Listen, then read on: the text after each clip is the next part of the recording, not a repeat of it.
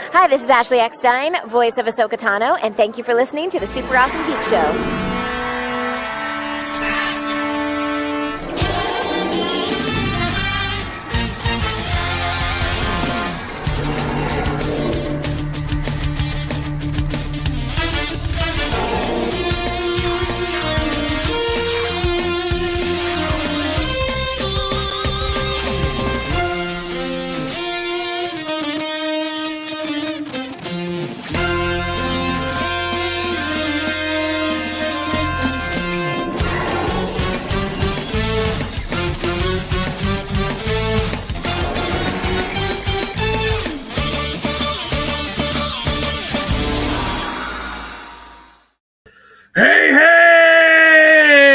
Hello, everybody, and welcome back to the Super Awesome Geek Show. So, we got something cool cooked up for today.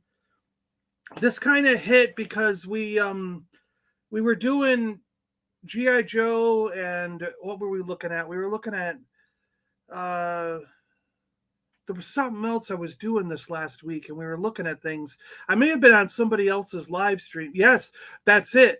I was on Geek Strong's live stream, and we were looking at carded figures and things.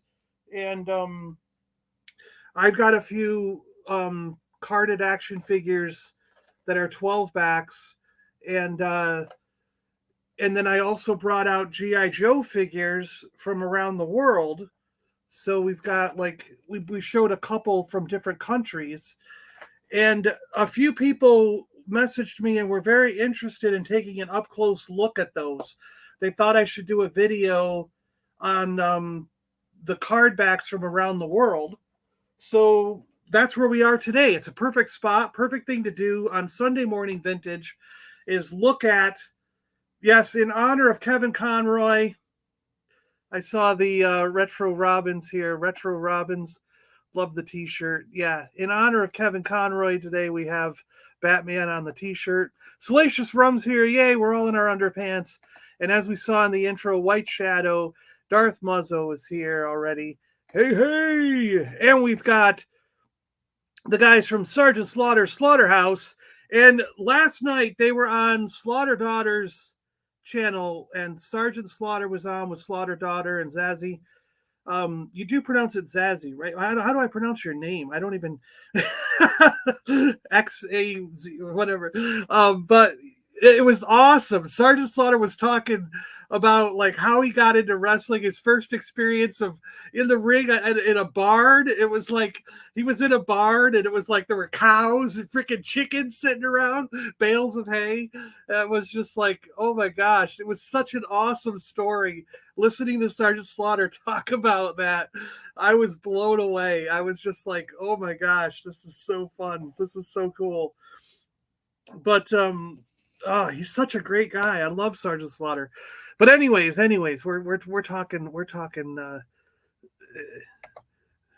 Zazzle sounds like Hazel. Okay, Hazel. All right, got it. Hazel. Like I see. Yeah. Okay. All right. Howdy, legends. All right. Long underpin. Darth Muzza, White Shadow. Cool stuff. Fabulous Disasters here. Hey, all sorting Joes and listening. Nice. Fabulous. You got to let me know if you've got if you're getting rid of a couple. I heard you're getting rid of some. I need Firefly. That's a big one I need. Can't think off the top of my head, but you got to let me know what you're getting rid of or where I can find them, because I might want to grab a couple that you got if you've got extras. Morning all, prepping family Sunday here, but my ears are tuned in. Hey Connor, he's saying I tried. Yeah, it was a great. I had a great time with Sergeant Slaughter and Slaughter Daughter last night. That was he does ramble, he does go on, but I loved it. I just loved hearing him talk. I did. It was, and the stories, they were great. They were great. Let me hop in. Yeah, you can hop in. Anyone's welcome to hop in. I have Firefly right here. Oh my gosh! See, I might be able to get a Firefly. I've been hunting for a Firefly. I need a Firefly desperately. Not so desperately that I'm going to pay $100 for them, though. Just so you know.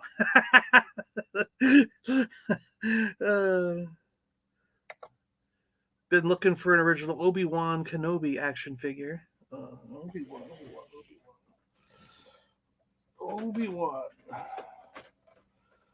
I don't know which pile Obi-Wan is in. Okay, he might be right here. I'm not getting rid of Obi-Wan, but I'm just going to show you an Obi-Wan.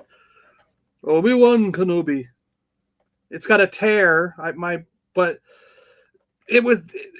Sometimes I buy card backs that have a defect like this because, I probably spent $1 million less than what this would have been if it was mint, and when I saw this for sale at the moment I was there, I was like, holy crap, I can get a Ben Kenobi on a Star Wars card for that price. I don't remember what I paid, but it was extremely cheap.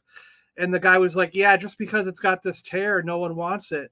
And I was like, well, I'll buy it for that price with the tear. I don't care, And it's 20, what do they call this? 20, is this 21? No, it has Boba Fett. Yeah, it's 21 back, right? 21? Because it has Boba Fett. But yeah, it was, Ben Kenobi on a Star Wars card. Awesome.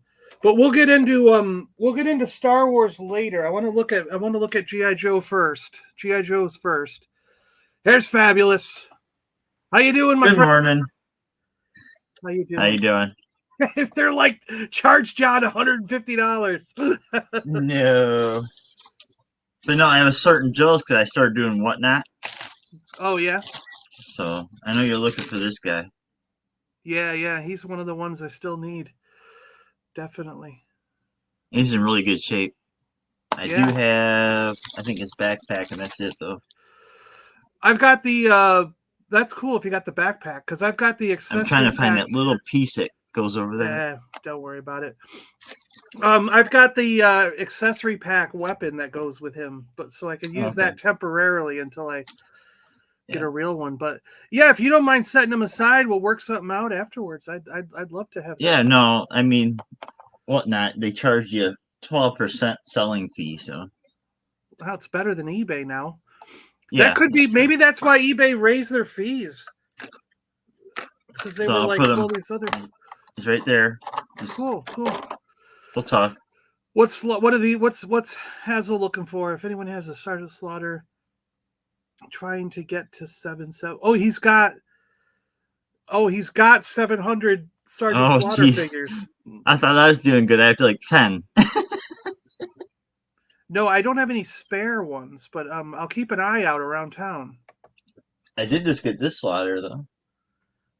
Oh yeah. That's the mail away one, right? That's the mail away one. Yeah. Oh yeah. These aren't for sale. No, yeah. That's a bad boy. My sister has it, but I definitely want to tease her. It was the Firefly spaceship you're after. No, the Firefly G.I. Joe action figure. That Fabulous just showed. Yep. Paul, how you doing? Good to see you. No, someone in chat was asking what was it, a spaceship called Firefly I was after, or what? Oh. Stream just doubled in handsomeness. There you go. I know. Look at that. Yeah. Hit that like button. Yep. Wouldn't Slaughter say something like, "Listen up, maggots! You better hit that like button." Yeah. Smash that like button. Yeah. All right. Let me get this other camera set up here.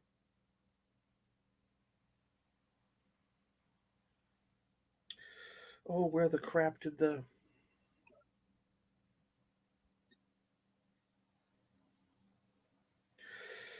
I don't like how you can only use the StreamYard and Safari on this, on the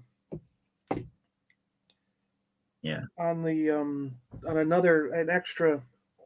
Man, my eyes are bugging out again. I thought that I got up early and I was like doing stuff, so I was like, I'm going to stare at the screen earlier than normal and get my eyes set to the screen. but it didn't work.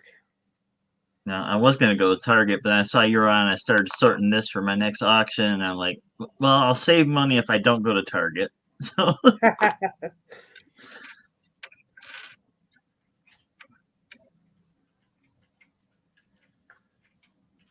well, did you notice that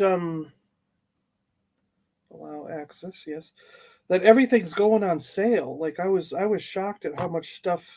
yeah, I just got that Knoll and Venom 2-pack on Amazon for $40. Yeah, there's a lot that was going on sale Yeah. on Amazon. So that wing guy, I mean, he Oh, won't stand, but yeah, it's an awesome yeah. it's an So awesome $40. figure set. Yeah. Yeah. Well, to me, that's kind of what it should have been. Right, not 80. I saw the Yeah. 80. I'm like, there's no way. Back camera. There we go. Camera settings. Yeah, there we go. All right, this is what we want.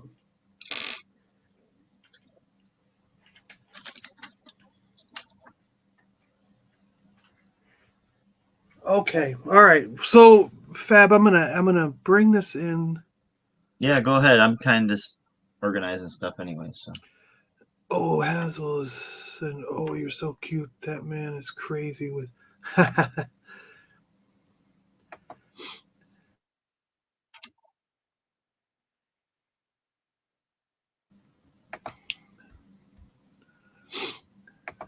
Adding to the stream. I'm gonna make it big. Boom. And we're gonna turn on some lights here so we can see it better. And I got to adjust this camera so we can see what we're talking about. So yes,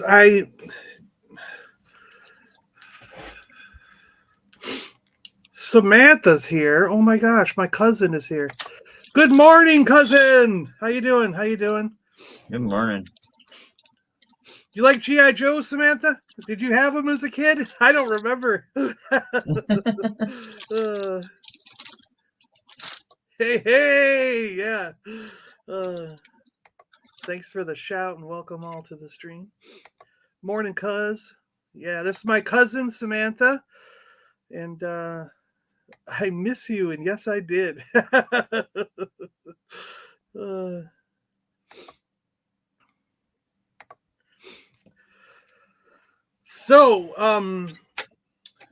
Yeah, so G.I. Joe from around the world. Now we all know, like, I do have some American release over here. Now I don't have any original, like the first runs of G.I. Joe on card. The earliest card backs I've been able to get are Battle Corps ones. Yeah. And you can still get Battle Corps for under $100, and a lot of times under $50.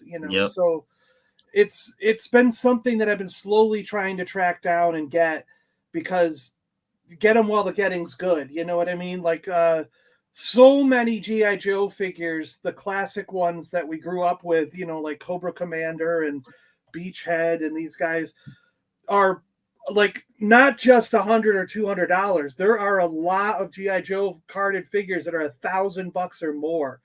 Like and it's crazy because in some cases the carded figures are relatively the same as like a loose complete. Like a couple years back before the pandemic, I was at a big Comic-Con show. I might have been in a New York Comic-Con. I can't remember exactly, but I used to travel and go to like all of them. I would go to New York, Chicago. I only went to San Diego once, but I would go to New York, Chicago. I'd go to Emerald City Comic-Con. I'd go every single year because I lived in Seattle. I went there for 17 years every single year. And but I was, especially when I was doing the podcast, I was big into going all over the place to get interviews and do stuff for the podcast with these conventions. And Right. I saw somebody at one of them, because it was a Tunnel Rat, my brother's favorite figure, Tunnel Rat. That's kind of why I was paying attention. With he had both of the flashlights and all of his gear, and it was a loose action figure, totally mint, like he hadn't been cracked, like his joints were perfect. And the guy paid $800 cash. I watched him pay $800 cash, and he said you don't ever find him with both flashlights. That's why he's like, and as soon as you take away a flashlight, he drops down to less than $100. You know what I mean? So those little tiny accessories can make the difference. But I saw carded versions of Tunnel Rat selling for $800 or $900. So it's like the difference sometimes is negligible and it's probably all because of those small little pieces, you know what I mean, that some of these figures had.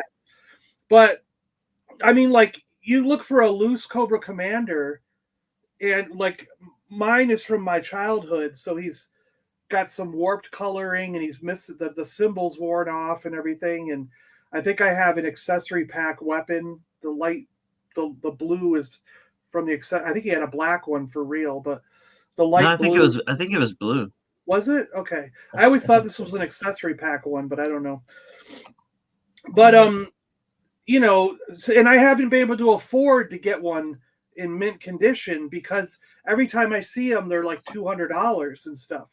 So it's ridiculous. But I did manage to find one on a Chinese card, and it was right around $100 for this Chinese card Cobra Commander.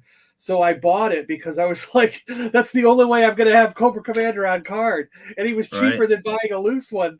You know what I mean? So I when I saw that, I was like, holy crap. So I bought it. And through buying this and getting some fun school stuff from a guy who came over from Russia here in South Florida, and then finding an Action Force version of Roadblock, it kind of got me into how many different countries did G.I. Joe make cardbacks for, and then I wanted to get an example from all these different countries, and I've kind of tracked down a number of these things. But anyways, so because the original ones are so expensive, I've been getting Battle Corps, and this is Wild Bill. Wild Bill's always been one of my favorite characters as well. Just, I love the Dragonfly helicopter. Yeah. And Wild Bill, this is actually more close to how we see Wild Bill in the cartoons. He always had darker pants, though. I don't think he had the white pants in the cartoons. But oftentimes he had a blue shirt and some yellow. So the blue and yellow kind of reminds me more of the cartoon anyways. I don't think we ever saw him in the green fatigues that the figure comes in the cartoon, did we? I don't think so. I just don't think we did. He kind of looks like a Boy Scout, right? I know, right? Yeah. But I also liked that Wild Bill was always like, "Oh, yo, this is like wrestling a bunch of cattle on the pig farm." You know, like he would just make up these crazy things, like, you know, while they're in the middle of battle in Cobra, and he's like, "This is like being on the farm," you know, like with a cattle wrestling. You know, right. Like, I'm as happy as a pig in slop or something, right? Yeah, that's too. He would say stuff like that. You're like, what the hell? Yeah, but. And this is a period where they all had these giant rocket launcher things. Oh, yeah. And gimmicks and stuff. But if you throw that aside, you've still got a nice backpack, dagger, a gun. His hat goes on his head. You know, this is when they were able to make removable hats and stuff. And you get a stand with Battle Corps, so they're pretty cool. And yeah, I got the dial tone. And then another one I grabbed. Oh, of course it had to fall, right?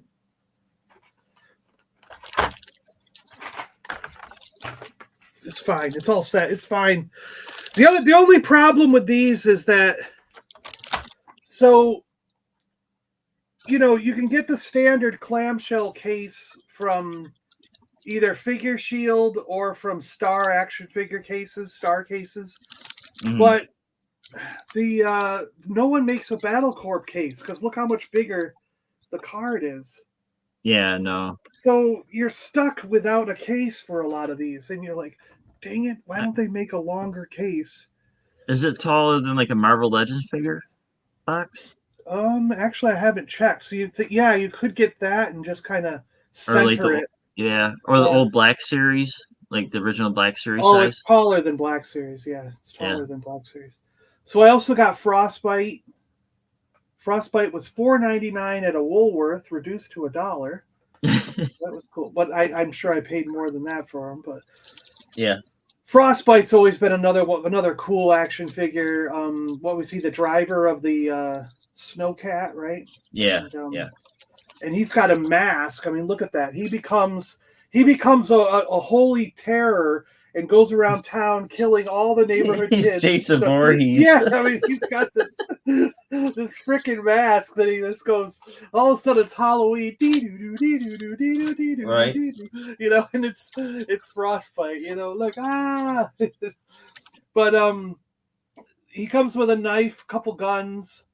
3 guns, looks like 3 guns, a knife, and he's got a giant rocket launcher with missiles and a stand. And So the weapons tree, was it Ninja Turtles that did it first, or do you think G.I. Joe did that first? oh no, I think it was Ninja Turtles, wasn't it? Because Ninja Turtles, they did it right from the start, right?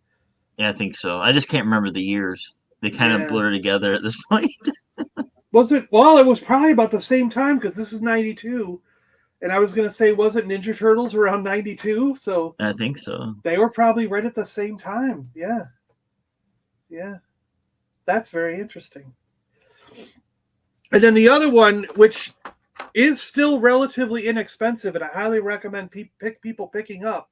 You can get Cobra Commander Battle Corps he's a hooded Cobra Commander in a black outfit. And this one is still relatively inexpensive to pick up. This was the first Battle Corps figure, probably one of the first carded G.I. Joe figures I picked up years ago. And I've still been telling people to look for this one, and they've been reporting back when they find them. They're like, oh yeah, I found them for like $50. That was a great buy. Because when these go up, you know Cobra Commander is the one everyone's going to go after. So, you know, it's a good one to get. And it is actually a pretty cool looking Cobra Commander figure. He's not bad. Mine's twisted in the packaging, but I mean, it's not a bad Cobra Commander, and we're probably going to see this black outfit. Well, I don't know. They're not doing hooded ones in the classified, are they? No. So for some reason, a hood is evil now, so they can't make figures of hooded things. You know, like so. Right. Yeah. Stupid rules. Comes with 3 or 4 guns. I don't know what that thing in the middle is, but it could be a gun. 3 or 4 guns, a couple missiles, a stand, and a giant rocket launcher again. And I wouldn't be surprised if they reuse these rocket launchers and they're just in different colors and different figures, right? No, what, Hasbro reused something? No yeah, way. no way, no way. Yeah. But so then the first thing that got me was I moved down here to Florida, and there's a giant flea market like thing down here called the Swap Shop. Hello, Paul. Oh, Mr. B's here. Hey, Mr. B, how you doing? How you doing? Morning, Mr. B.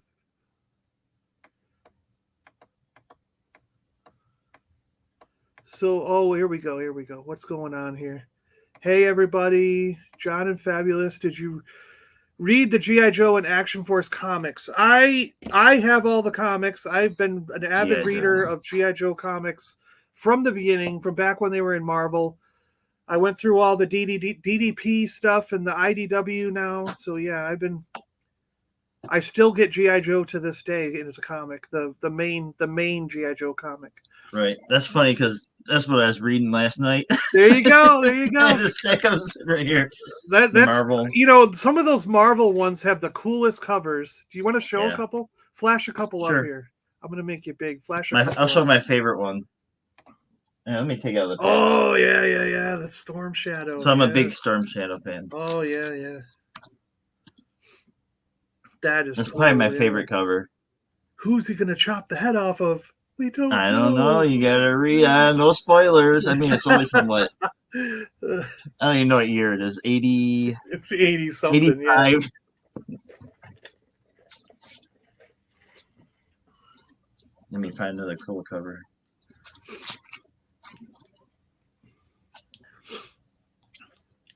Oh, here we go. John, you got to reach out to my mom. She's got some comics of Sean's that you might be interested in. Oh, all right. Yeah. I actually haven't talked to her in a while. I gotta call her. Yeah, 60 that's a cents. cool one. Yeah, no, that's the Cobra Claw, right? Isn't that Yep. flying vehicle? I need to get one of those too. I need the claw. Yep. You got Duke and Roadblock or Duke tackling over them. here. Yep. Yeah. 60 cents though. Oh, that's cool. Yeah. I mean, these are like my readers, so they're beat up, but I've had them for a long time. White Shadow says, "We're so sorry that you had to deal with John, Samantha. Big tip: stay away from the monkey lizard. He's the trouble." Yeah, show one more. Roadblock, Oh, Roadblock and Scarlet, Scarlet. and Is that Flint. Flint? Yeah. Yep. That's cool. Yep. 75 cents. So this must be a year later. And then Samantha comes back. Yeah. John is the coolest cousin ever. See, this is why you got to have family on the show. They stick up for you. He's the coolest cousin Right? ever. How awesome they are. Yeah. Well, Samantha, I was telling the guys the other day that who was I talking to? I can't remember now who I was talking to. Was it White Shadow and the guys? Were we talking? So with Sarah's kids, the first thing I did when one of her daughters was born, I lived in Seattle and Sarah lived in Seattle at the time. We both lived in Seattle, coincidentally.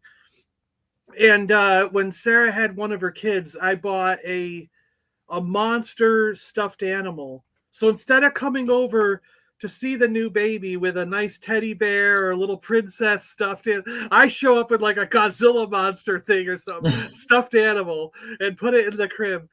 And she said when she wanted that thing all the time, and when she got old enough, she would drag him around by his foot and carry this horrible monster all over the place.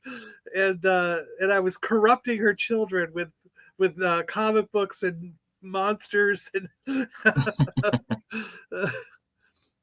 Yeah, triple cool. T for you. Yeah, I need that hatch, the engine cover hatch. Yeah. So I got this with Sergeant and whatnot for $35. Oh, that's a beautiful deal. Yeah. I'm like $35. Okay. Yeah. That's what happens sometimes on Whatnot. Yeah. You're just like, because that's easily double the price on a lot of things. A lot of Oh times yeah. I mean, it's complete and it's really clean. I'm in awe of his Star Wars collection. Yeah. You can take me off big now. Blue Sasquatch is here. No, it's not live, Blue. Yeah, we're not live. You're not live. It's hard to see white shadows. I get it. As are we. His Star Wars collection is epic. Thanks, guys. Paul. As I'm in the UK, it's a bit easier for me to get Action Force. I just backed the Action Force comic on Kickstarter. Cool. Blink twice if you need any help. Oh, here's Rub. Hi, Samantha. I'm Salacious Rub, the monkey lizard. Oh, nice here we to go. meet you. Have you got any funny family stories about John you can tell us? She's like, yes. What I really want to know is, Rum, did you wash that cake off your hands? The corruption comics rule. Oh yeah, they yeah. Amy, yeah, your mom Amy would have the best dirt because Amy, Trisha, and I used to run around together, go into clubs and running in. And Amy and I used to run around a lot. You know that we were like best of friends when we were kids, and then sometimes Trisha we'd all go out to the nightclubs and do things. So yeah, I bet there's some stories floating around. Yeah. Geek Strong, how you doing? All right. Yeah, when I had long hair, you're right. Yeah. Yep. Yeah. I had hair at one time. Yeah. Mine's almost all gone. So, yeah, pretty much. That's why I wear a hat. I started wearing a hat when I was in Seattle because my head would get cold. And then I found that after I lost my hair, I was getting sunburned on the top of my head in the summer. So I was like, damn it, I get cold in the winter now and I get sunburned in the summer. So I actually remember the first hat. I was in a store and I was self-conscious of hats. I was like, I don't know if I like this. And I remember I put the hat on in the store to try it on. And there was this couple standing there and the guy was looking at me and I just kind of was like, why is he looking at me? And I said, no, it doesn't work. And then his girlfriend piped up and goes, no, it works. I like the hat. She's like, and I was like, oh, and he goes, yeah, dude, you look pretty good in that hat. That's why I was looking. I was like, damn, I wish I looked good in that hat, and so then all of a sudden the three of us are sitting there trying on different hats and they helped me pick out my first hat. It was just random strangers in a store, but, yeah, That's that cool. was my first hat, and then I've been wearing hats ever since. But yeah, anyways. So I moved down to Florida, and I met a guy so there's this big flea market type thing. I mean, it's not really like a flea market. Like there's a drive-in movie theater. There's an outdoor area where they put in like you can pull up on the weekends, like Saturday and Sunday in the morning. Because the drive-in theater doesn't start till nightfall, whenever it gets dark. So during the day, the parking lot's open. So what they do is they let you bring in your car, your van. It's like a giant car boot sale on Saturday and Sunday mornings. So and there can be like 300 cars in there, at any given time. So you've got this massive car boot there, and then there's an indoor area that has a full-on arcade. They've got video game arcade machines going all the way back to the 70s and 80s, all the way up to modern stuff. Like you'll go in there sometimes and be like, what the hell? I had no idea. There's Tekken freaking 12 and Mortal Kombat 13 like playing in an arcade form. And I had no idea they still made arcades for these games, And it's like, and he'll put in like a lot of the arcade one-up stuff on a big stand so you can actually stand up and next to it and everything. And so he'll get, if he doesn't have the original, he'll buy one of those, and they rig it so it takes quarters and stuff, so he makes some money and everything. But or maybe if you're a coin op place, you can get a special version that still takes coins. I don't know. But I'm off to work. Sam, good to see you. Thanks for stopping by. Day. Thanks again for putting up with John. Have a fantastic geeky day. Yeah. In the Shires in England, it's customary to fumble around with your cousin. Oh, jeez. Geek Strong's here. If I didn't say hi, hello, Geek Strong. If you want to join us, Geek Strong, hey, Dino. Get the link at the top. Rum, if you want to pop on, get the link at the top. Actually, we should have encouraged Sam to click that link at the top, shouldn't we? Then you guys could have directly asked her questions. Yep. Next time. We'll get Sam on next time. Nice meeting you. Have a great day at work. Take care. Bye, Samantha. Hey, Dino. But, yeah, so, and then inside, in addition to the arcade kind of stuff, they have like 100 of like shops that are sort of like semi-permanent, you know what I mean? They're in stalls, and generally you find the same people there every week. And when I first moved down, there was a guy who had a stall inside, and he had moved here from Russia, and he had a really, really thick Russian accent. It might have even been Ukraine. I can't remember at this point, but it was that part of the country. And he had piles, I'm talking like hundreds of these G.I. Joe action figures that said Fun School. And I was so confused because this paper it's literally like paper. It's like a slightly thick paper, not a cardback card, you know what I mean? Right. Like so I was like, are these bootlegs? Like, are these? And he's like, no, it's legit. This is how they are in my country, And he goes, I bought all these, and when I was younger, and I moved over here, and I brought them all with me, and I'm just selling a lot, and like he had like 2 or 3 beachheads and 4 or 5 of like Storm Shadow, and a few of each character, right. and so at the time, I think he was trying to get like $20 or $25 each. But I picked out like Wow, he's like that's if you buy if you buy 5 or 6 of them, I'll knock the price down. So I pulled out like 5 or 6 or whatever. I don't remember exactly. I mean, because I went there twice, so I may have. So is it the same figure, just in different packaging? Like, you know what I Yeah. mean? So I've got a stack of them because I went there twice and bought from them, and then he disappeared. He was gone. You know what I mean? So I haven't been able to go back, but I got a couple in cases that are like here. But Wow, nice. so I bought a couple of them. It might have been 4 or 5 the first time because I've got, what do I got? 1, 2, 3, 4, 5. I've got 8 of them, so it might have been 4 or 5 the first time, and then I went back and bought a couple more.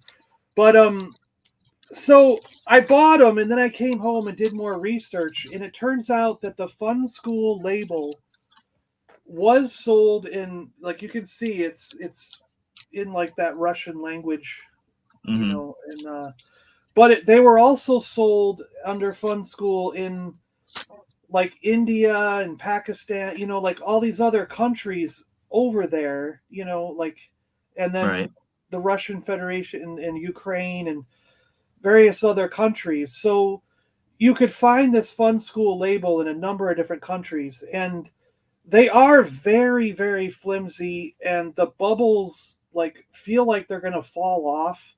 They're So they're very like the Motu Origins, like thickness. they're not even that. They're not even that. I mean, they're literally feel like a piece of paper. Oh It's like wow. it's very flimsy. It was But amazing that that's intact then. yeah, and but you know, they are legit. It's just that they had to be very cheap, I guess, when they did them. And these were actually done in the 90s. Like this is I don't know if I can find it on here, but I looked them up, and they were done like in the early to mid 90s, where the original figure may have come out, like I think Beachhead came out in what, 86 or something. Yeah, 85, So 86. so they're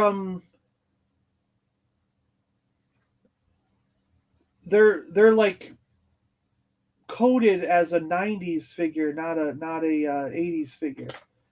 I saw it. I remember seeing it somewhere. It might have been on something I looked it up where they were like, but you Oh, can tell, like, oh look yeah, at, the coloring. Yeah. yeah. So Beachhead, so he has like an olive green vest instead of a black vest, and it looks more like bright green instead of but the pants are pretty darn close, you know. Hmm. Um, and the weapons are for Beachhead look the same to me. I mean the backpack looks the same but a slightly different color. But I think he had that, and the gun is Yep. the same, right? Yeah, But in because I have them right here complete, and yeah, that's the same. I need, see, for mine to be complete, I need the gun and the handbag, the weapons pack. So I have an extra bag I can send with that Firefly. oh yeah, put it in the bin. I will make we'll work that out. Yeah, Yeah, but the yeah. gun is the same color Oh because I have cool. the weapons pack version was like bright red, I think. Yeah, they did that sometimes. They made them bright red. Yeah. But in other cases, like where is he? We got I got a couple of them in packaging in cases because they're. But in other cases, like you see, mainframe here Hmm. is absolutely identical. Yep, they didn't There's even try, right? no They just yeah just throw them in there. there's no color variation or anything. Um, so they in some cases, I just wonder if it's the paint or the plastic where you know how you hear those stories from Star Wars where in different countries they had to mix the paint in shop. So Right, the yellow's different in Luke's hair because it came from this factory, where from another right. factory it was brighter yellow, or it even became brown or ginger or whatever, you know. Hmm. So I think that's more what's going on is certain colors they Yeah, couldn't match, but other colors they could. right. And Because like I know the special missions are more fragile than like the 85s and stuff. that were made over in a different factory. I think it was just the type of because they were made in Australia, I think, right? Special missions. Were they? Yeah, yeah. So the plastic was more brittle Huh. Okay. for whatever reason. Yeah. And then I think in the Deep Six, like to me, he looks slightly darker blue. Yeah, You know? the green. Yeah, the Yeah, green's different. Yeah. So and the helmet might be more red where this one's orange, right? You know? Mm-hmm. So it's just I think it's just slight differences in the Type of plastic. Yeah. type of plastic or the paint or whatever by the way, I like this Deep Six. I always thought this was a good version of him because you can take the He's a helmet off. good Sunday bathtub figure Yeah. when you're a kid.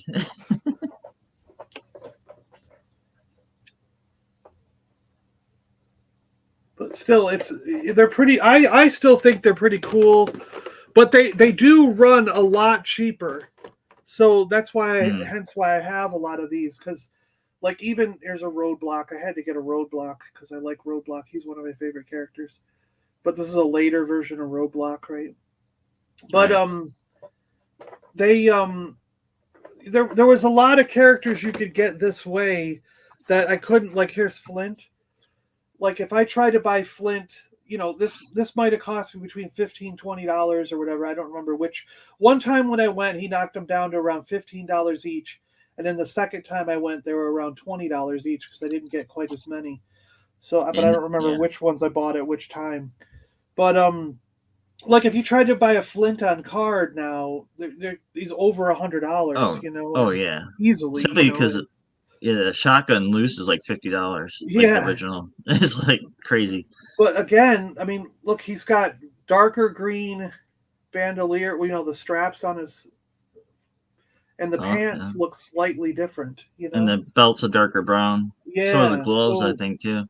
Yeah, so there's slight differences again, and again, the backpack looks a little bit different color too. You know, so there's ever so slight differences, but it still wouldn't surprise me if you found a lot of these loose. And, you know, you might be like, oh, why is this slightly, you know, you might not even notice they're slightly different, you know? And, right. I don't find a lot of loose Fun School. Like, because I trade, I've been trading and buying them for a long time, and I don't run across a lot of loose Fun School. And he's almost identical. I mean, he's almost the same. There's not much different there. Yeah. Airtight.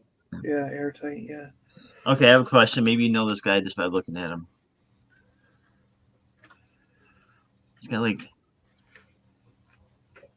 I'm trying to figure out who he is. I can't find him in my book. I have a book, but maybe I'll just try GIJoe.com or something. No, I mean, let me bring him up high, bigger. I don't... It kind of looks like Airtight here, but he's got like this weird helmet. Yeah. No, I don't offhand know who that is, but yeah, he comes with. Do you know what year it is?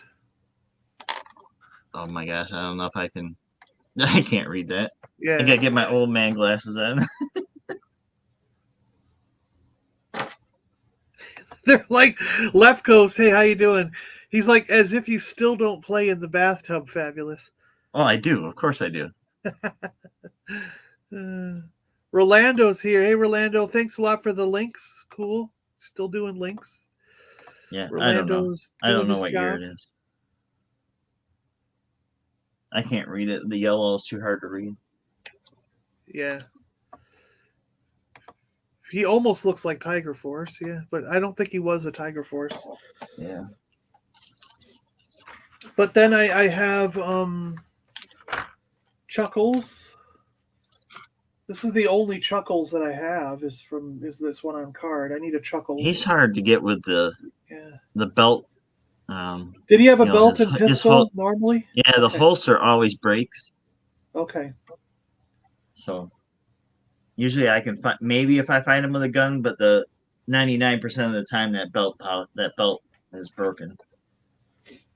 And then I don't know if you like version 2, but they got the Storm Shadow. I prefer that Storm Shadow over the original. Yeah, yeah.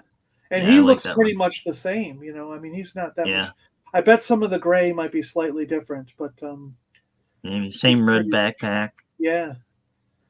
So but the thing is I don't have I've been the reason I wanted to go back was because when I found these from the guy, I think I did do a video on them and we were discussing it in the comments and things. And some people were wondering if the plastic felt the same. So I wanted to go back and actually get like a duplicate because they were only, $15 to $20, and then Mm, open one, get one of a character I have, like say Beachhead or something, and then open it and compare them side by side because some people were wondering if the plastic was even cheaper, like if it felt weird or anything. And I was like, I don't know, because I don't yeah, have, I don't think I have any loose. and Yeah, yeah.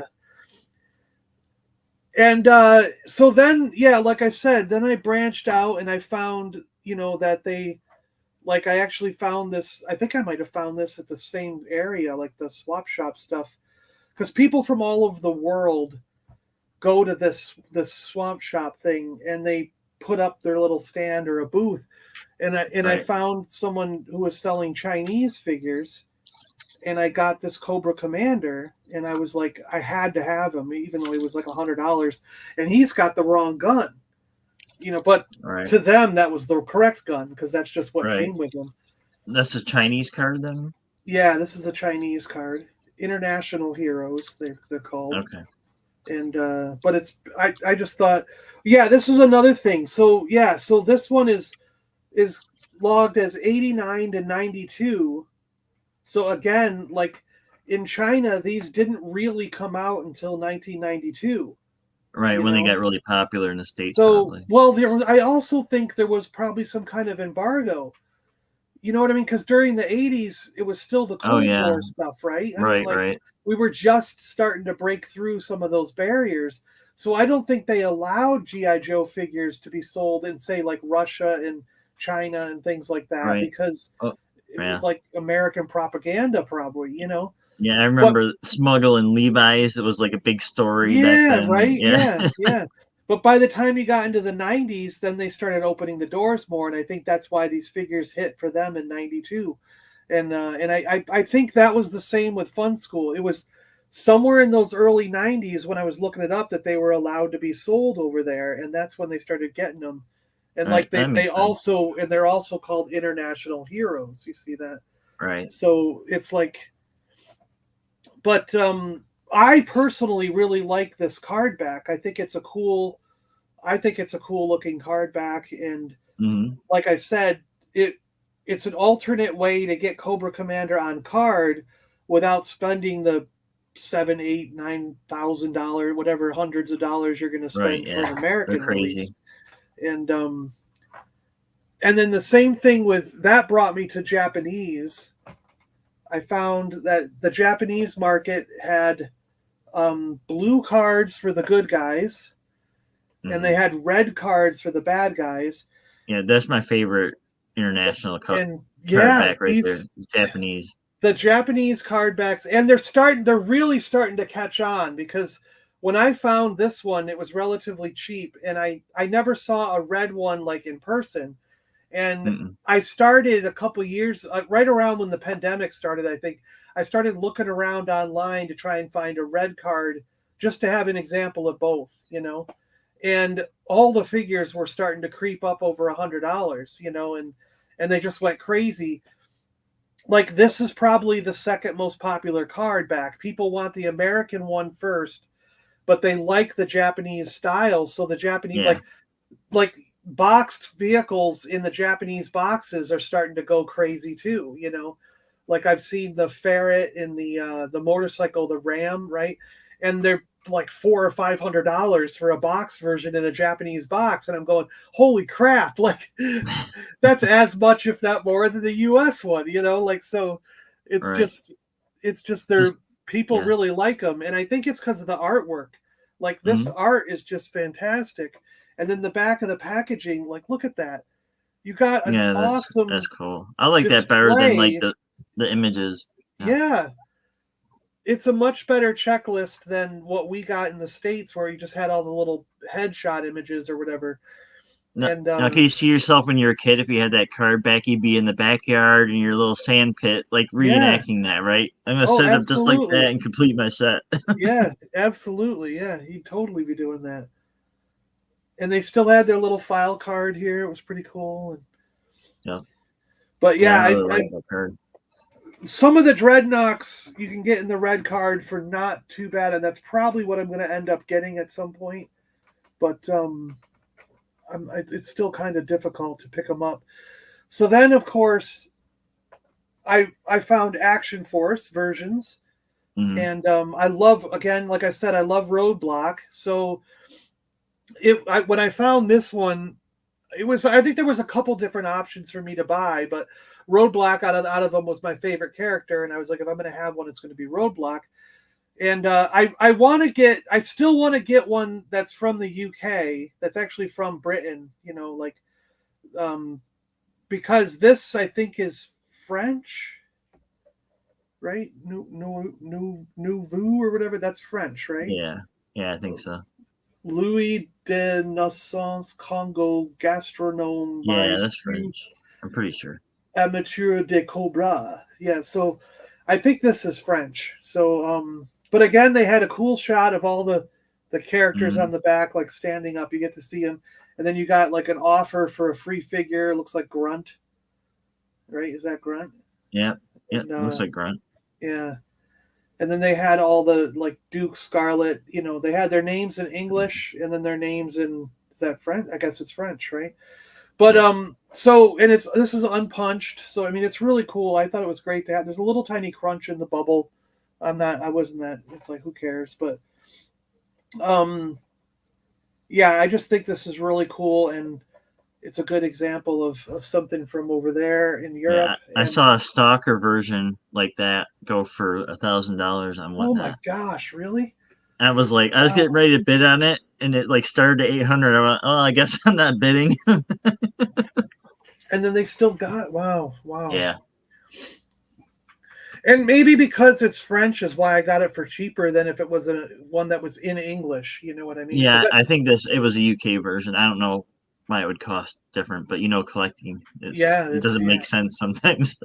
And in a lot of them, like the reason I have Seal Torpedo is just because he was the cheapest one that I could find in the blue card. I was just like, It was a pure financial decision as to which figure it was. And like I said, when I found him, there was 3 or 4 of them or something, and Roadblock was the one that I like the most of all the. I mean, I liked, I had that other Roadblock carded, and if I could, I'd have every version of Roadblock on card because I just like that character so much. Right. I thought he was cool in the cartoons, and yeah, I remember his PSAs. Yeah. Don't answer the phone and talk to strangers. He always call rhymed. a parent. I always liked how he rhymed and stuff too. He was like, I can't do one right now. I was trying to think of one real quick, but they didn't. The Action Force ones didn't change him. I mean, he looks pretty much the same. You know what I mean? They didn't. And the same with the Japanese ones. I've got a Torpedo here, and he looks the same. This is the Torpedo I've had since I was a kid, and so he's a little loose, but when you still have your childhood version, you got to keep it. You know what I mean? So I think I gave him a new rubber band, but that's probably all it is.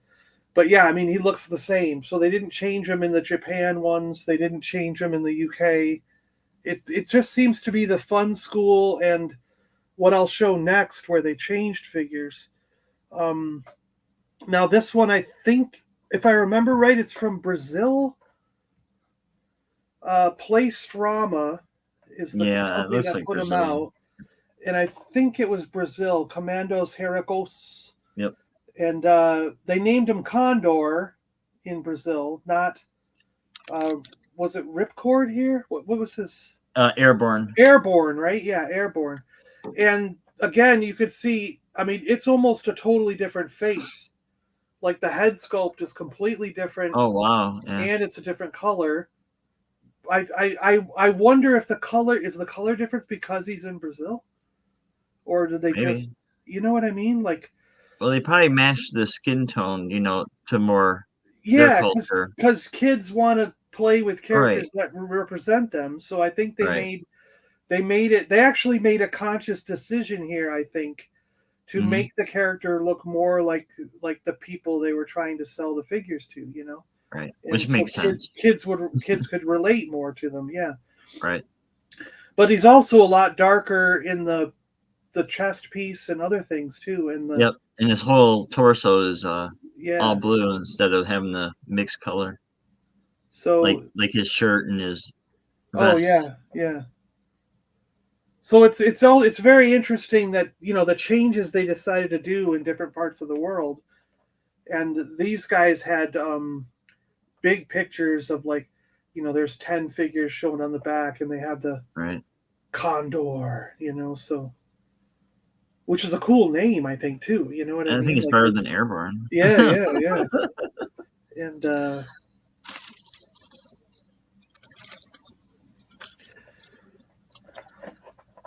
this was a little difficult to find. I knew about Playstrama for a long time, but it was very difficult for me to track one down, and it took a while, but I finally got one. And then the other ones to get are Commandos in Macau. Now, I'm not entirely sure. Is this like a Spanish language? Because I'm not entirely sure where this is from, but I think it's somewhere down in South America. Yeah. But I don't. Is that a Spanish language? It's Spanish. Yeah. Movimentos Yeah. completos de cor. Super Ramas. Yeah, Super Yeah. Ramos, right? Yeah. So this A is a lot of Python. RAs going on there. This is Yeah. a Python Patrol figure. He's got some. I don't know if those are his real accessories, but they look kind of cheesy to me. I mean, that gun Yeah. looks I really short and weird, but the cards are just gigantic on these. I mean, look at that compared, So it's like and I've got a couple of these. Like I found the Python Patrol guy. I found Gung Ho in the Navy uniform. Yeah. It's like And version 2, right? was that version 2? Yeah. I think so. And then I got this dude who normally in our version he came with the vulture, right? Yep. Yeah, that's that guy, right? Hmm. Voltar, yeah. And but in this one he comes with a couple guns and a disc thrower thing. So he's got this giant disc They always thrower. had those weird gimmicks. And there's no vulture, so he doesn't come with his pet in this version. But they had these Echo Force ones and whatever, Right. and then Force Tiger Force. Is that Tiger Force? Okay. And Yep. then Force Electronica. Like they must have talked, right? Oh Yeah, yeah. they were the ones with Yeah. the backpack that talked, right? Yeah. There's no way the figure could stand up with a backpack. A giant backpack. These say made in Brazil. So is Nope. the Playstrama actually in Brazil then? It might be. Are they both? These say Estrella Yeah. is who put them out, but maybe Playstrama did it before. San Luis, where's that? South America. Yeah.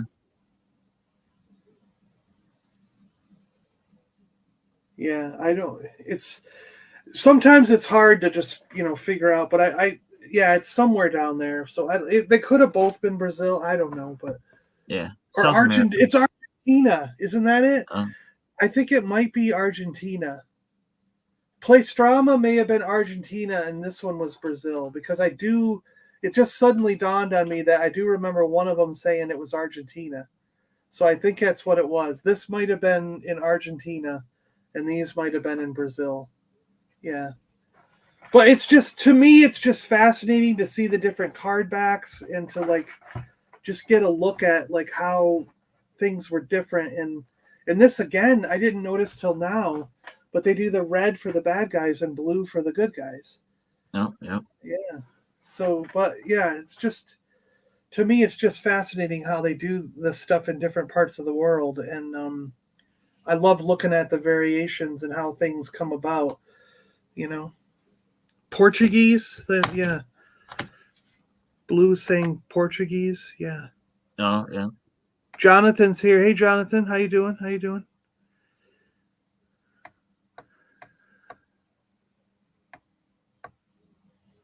Get strong.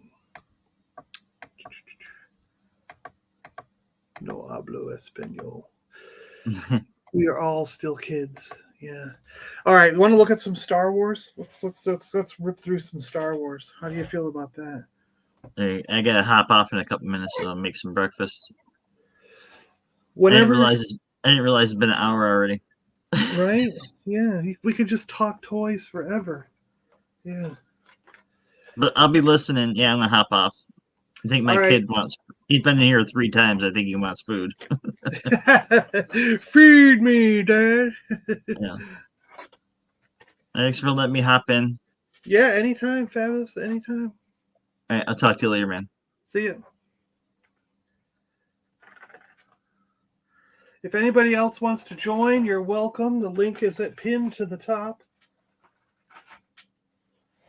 Some of this is because I'm redoing the wall. So I have the I'm redoing the pegboard wall. I got 2 more sections of pegboard that went from floor to ceiling. And it's actually quite handy because the standard size pegboard that they sell at Home Depot and Lowe's home improvement stores is actually 2 of them is the exact height from floor to ceiling of my toy room here. So you can buy 2 and then you've got a whole nother section. So what I'm doing is that the new section, I'm moving all the vintage collection because as I got more vintage collection, they ended up in 2 different spots. So they're kind of like somewhere over here and somewhere over there. So now they're all going to be in one, and I'm kind of organizing them by card back. So what I mean is that, like, you know, some vintage collection had a Star Wars card back, and other vintage collection, you know, like they have the Mandalorian card back. So there's enough figures now where I can put all the Mandalorian stuff on a peg or 2. And then another peg will be just the Star Wars, and another peg will be just Empire Strikes Back. Instead of having them all totally mixed up, I'm kind of going to organize them. Yeah. And then finish putting up episode 1 figures because I've got a bunch more episode 1 figures that got to go up. So they're all going to go up there. And I've got the some, you know, red cards and stuff that have to go. So it's like organizing all that and getting it up there, which I'm going to do today. That's one of today's plans. Because I'd like to have a lot done by the time Dave gets here from Dave World Toys. Because, yes, Dave is probably on a train right now heading down to my area. The train, I guess not. I think he said he gets on the train at 1 o'clock and he arrives here at like 5:30. So, yeah, so I don't think he's on the train yet. In Canada, RJ, coming to the Canada flag. I need Tim's coffee right now. So, yeah, so do we want to start with the first, or do we want to kind of just go, well, I don't know if I can dig out the first one. When we get to the first one, I'll tell you about the first one. But we're going to start with Darth Vader. I've got Darth Vader on a 12 back here. And we're going to start with him. So Darth, this one has a little bit of a story that goes along with it. If you were on with Geek Strong and I, you probably heard the story already. When I was on Geek Strong's channel for collection flexing, and we talked about this figure already. But I'll go through the story again. So I moved out of the place that I lived in with the farm that I grew up on with my dad and and I moved into an apartment in Webster, New York, and my father called me up one day and he said the neighbors that just moved in up the road are they found a Star Wars figure and they want you to take a look at it. So I rushed my way over. Dave, how you doing? Good to see you. So I rushed my way over from my apartment, got back to my dad's farm, and the neighbors said they moved in up the road, and they either, I can't remember if it was the attic or the basement, but up in the rafters, wherever it was, either the attic or the basement, these old houses had like wooden beams and wooden rafter sort of things holding everything up, and somewhere in one of those corner pieces they had tucked away they found a thing that was gift wrapped. They found a gift wrapped Darth Vader still in the Christmas wrapping, and they had just unwrapped the top of it and pulled the figure, like slid it out of the wrapping, because when they showed it to me it was still wrapped up, but the top was unwrapped. They just sort of tore off the top so you could slide the figure out of the wrapping, and there it was, a Darth Vader 12 back. And I mean, my jaw hit the floor just even back then. This was like probably, I want to say like 96, 97, somewhere in that range. 95, I don't know, but somewhere in that range. Because I don't think I moved out of the house until 94 or 95, somewhere in that range, because I got a job at Xerox and then I moved out. So anyways, but and I graduated in 91, and then I graduated from college in 94, and it was after college that I got the job at Xerox. So it was like I'm trying to put together the year by just narrowing it down here. But so they because I don't remember these things. I don't remember exact years or when something happened. That's my brother's superpower. I remember the story behind it and the story of what happened, but I don't remember the exact day or year or whatever it happened. You know what I mean? Like my brother knows dates. He's really good. He has like a photographic memory when it comes to that kind of stuff. He'll even remember what clothes we were wearing. But for me, I just remember the story, the emotions, the feeling, the fun, the thing, and the event, but not when it happened. So anyways, I told them it was probably worth $100 to $150, because at the time that's what they were about 12 backs were going for. And the lady was just really nice, and she said, what do you got? I had like $40 cash on me, and so she took $40 for it and was like, it's better than what I had. She's like, don't worry about it. I when I woke up this morning, I didn't have $40, and now I've got $40. You know what I mean? So to her, she wasn't looking to get top dollar. And she just said something like, you're not going to sell it, right? You're not going to just flip it. You're going to keep it in your collection. I was like, yeah. And sure enough, I've kept it in my collection ever since, because I mean, there's no way I'm going to get rid of this thing, And so, yeah, that's how I got my Darth Vader 12 back. But it did, like back then in the early 90s, you could find these things for a deal. And like I was talking with the Obi-Wan earlier, like I found this a long time ago, probably back in the 90s. A lot of those Star Wars cards I probably got back in the 90s. But I would find defective ones, because even back then I was like, I'm not going to spend $100 or $150 for an Obi-Wan Kenobi on in a mint card back. But because I had a limit in the 90s, I was like, I don't want to spend more than $60 on any carded action figure. And that included any line. That wasn't just Star Wars. That was any line.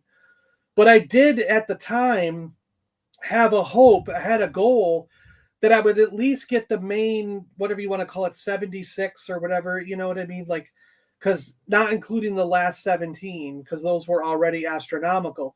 But I had an idea back then that I could get all whatever 70 whatever number figures, you know, the mainstream stuff before the Power of the Force stuff came out, and get it for $60 or less. I just told myself there's no, you know, there's, if you haggle, if you have patience, if you barter and deal and wheel and deal, you're going to get them all for $60 or less. You don't need to spend $100. You don't need to spend $150, things like that. So I would do that. I would just finagle and haggle and, you know, like I would walk up to, like when we get to Luke Jedi, I'll tell the story, but like I would haggle with people and really cut them down, and sometimes they went for it. But so yeah, so consequently I got this, it's an unpunched card, you know, so that's cool, but it had this tear on it, so it allowed me to get an Obi-Wan Kenobi sealed on a Star Wars card for a lot less than what they were going for at the time. And this is a 21 back, collect all 21. And that was the other thing. I liked getting different card backs. I was always like, you know, it'd be cool to get at least one example of every card back. I think that was kind of a goal. And we'll keep going through Star Wars here. Let's do all the ones that are on a Star Wars card. That's Jedi, that's Empire. Star Wars cards. All right, here we go. So I've got a Death Squad commander. He was still Death Squad commander on this one. Looks like he came from Children's Place for $1.99. And he is on a 12 back, but they took off the proof of purchase. So again, that's how I got him for cheap, for less than $60, was because someone tore off the proof of purchase. But they didn't tear all the way through. You know, these cards were kind of like two pieces of paper sort of glued together in a sense. So you could sort of split them and tear them apart. You see how there's even still some splitting there from when they tore it apart. But it's pretty cool nonetheless, because I kind of looked for, is it going to display good? And of course this does display pretty cool like that. And of course, you know, you're like, oh, it's a 12 pack, cool, you know. So that's yeah. I love that picture. I just like that. Yeah, Rick, I don't know why he didn't sell more. Your pin, you need to get those pins. There's a pin at Left Coast Graphics of that one, and you got to get it. So let me see. I saw some comments here by Paul about G.I. Joe. Let me go back to that real quick. John, I forgot to tell you, I got my first G.I. Joe vehicle. 2002 His Tank for £2. No way. That's awesome. I love that. That is so cool. That's a great deal. Yeah. I think I might have that 2002 one also. Was that the one that came in the clear window box, the big window box? I remember getting one in a big window box. I still have the box somewhere, but I just got the Transformer His Tank that transforms into Megatron. I have it. I'm still debating on whether I'm going to open that or not. I don't know. He's like, I'll give you $80, double your money. Yeah, okay. No, sorry, no. I like it, but it's too expensive. Good morning, Chris, 1000th Ghost. How you doing? Again, if anybody wants to come on, Chris, Rick, Left Coast, Dave, Vintage Toy Rush, any of you guys want to come on, there's a pinned link at the top. You are welcome to join me and chat while we're looking through these. So the next one I have is Chewbacca. Chewbacca here is first mate on a ship that might suit us. So once I started going in and getting these figures, one of my goals was I wanted to have a Luke Skywalker, I wanted to have a Han Solo, a Princess Leia, I wanted to have all the main characters on at least one card and at least one example of them. So I had to get a Chewbacca, and this one allowed me to get a Chewbacca on card. But again, like the punch was ripped off. See, they just totally ripped this whole section off. So that allowed me to get it for less than the $100, $150, or $200 that they were going for at the time. And I liked it because I had the free Boba Fett offer sticker on there. And you can see the old school rocket fire Boba Fett on the back, which a lot of times they went through and put a sticker over this once they decided that there wasn't going to be rocket firing. And I do have an example of it with the sticker over it also, so you can kind of see. But so this would technically be a 20 back because there's 20 figures, collect all 20. And then it has the Boba Fett offer on it. So it was kind of like a combination of things that made me get this. I think today, in today's market, in today's world, I wouldn't want this ripped, the tag pole ripped off. Like, I think that's worse than, say, missing it's worse than the blemish that Ben Kenobi has, and it's worse than the proof of purchase being ripped off. Like, this actually damages the front of the card, and plus the way the sticker's torn off. Like, you know, if I saw this today, I'd probably be like, I'll wait for a different one because there's too many blemishes scarring the front of the package and making it look not as good as it could. But then again, nowadays it'd be very difficult to get a Chewbacca on a Star Wars card in any condition, I think. So it's kind of like you got to take your blessings where they are, right? Or whatever you call it, right? And then I have a Jawa here.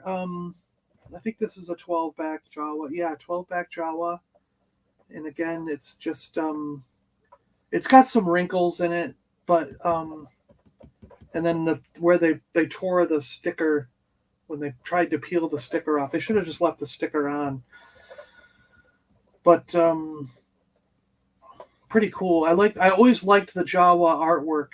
I always thought that was some of the best. I just love the way it looks on the card. This cool Jawa artwork. So yeah, so there's 3 12-backs so far. Yeah, and that's pretty cool. I think that might be all I own are those 3. So it was the Commander, the Jawa, and the Vader. And then Ben was a 21, and he's a 20-back. And then this was a 21 back. Yeah, 21 with Boba Fett in there. And Snaggletooth. So I also said, well, I'd like to get all the Cantina aliens. So I got a Snaggletooth. And this one had been folded. I don't know if you can see it in the light, but there is a fold that goes right along here. So someone had folded it and then straightened it back out. And or just creased it, because I guess it's not so folded on the back. So they must have just creased it somehow, but it wasn't a crease that went all the way through because it's not really folded on the back in the same spot. But anyways, you know, it was my thing with, like, you can get it, if it's slightly damaged, it's slightly cheaper, you know?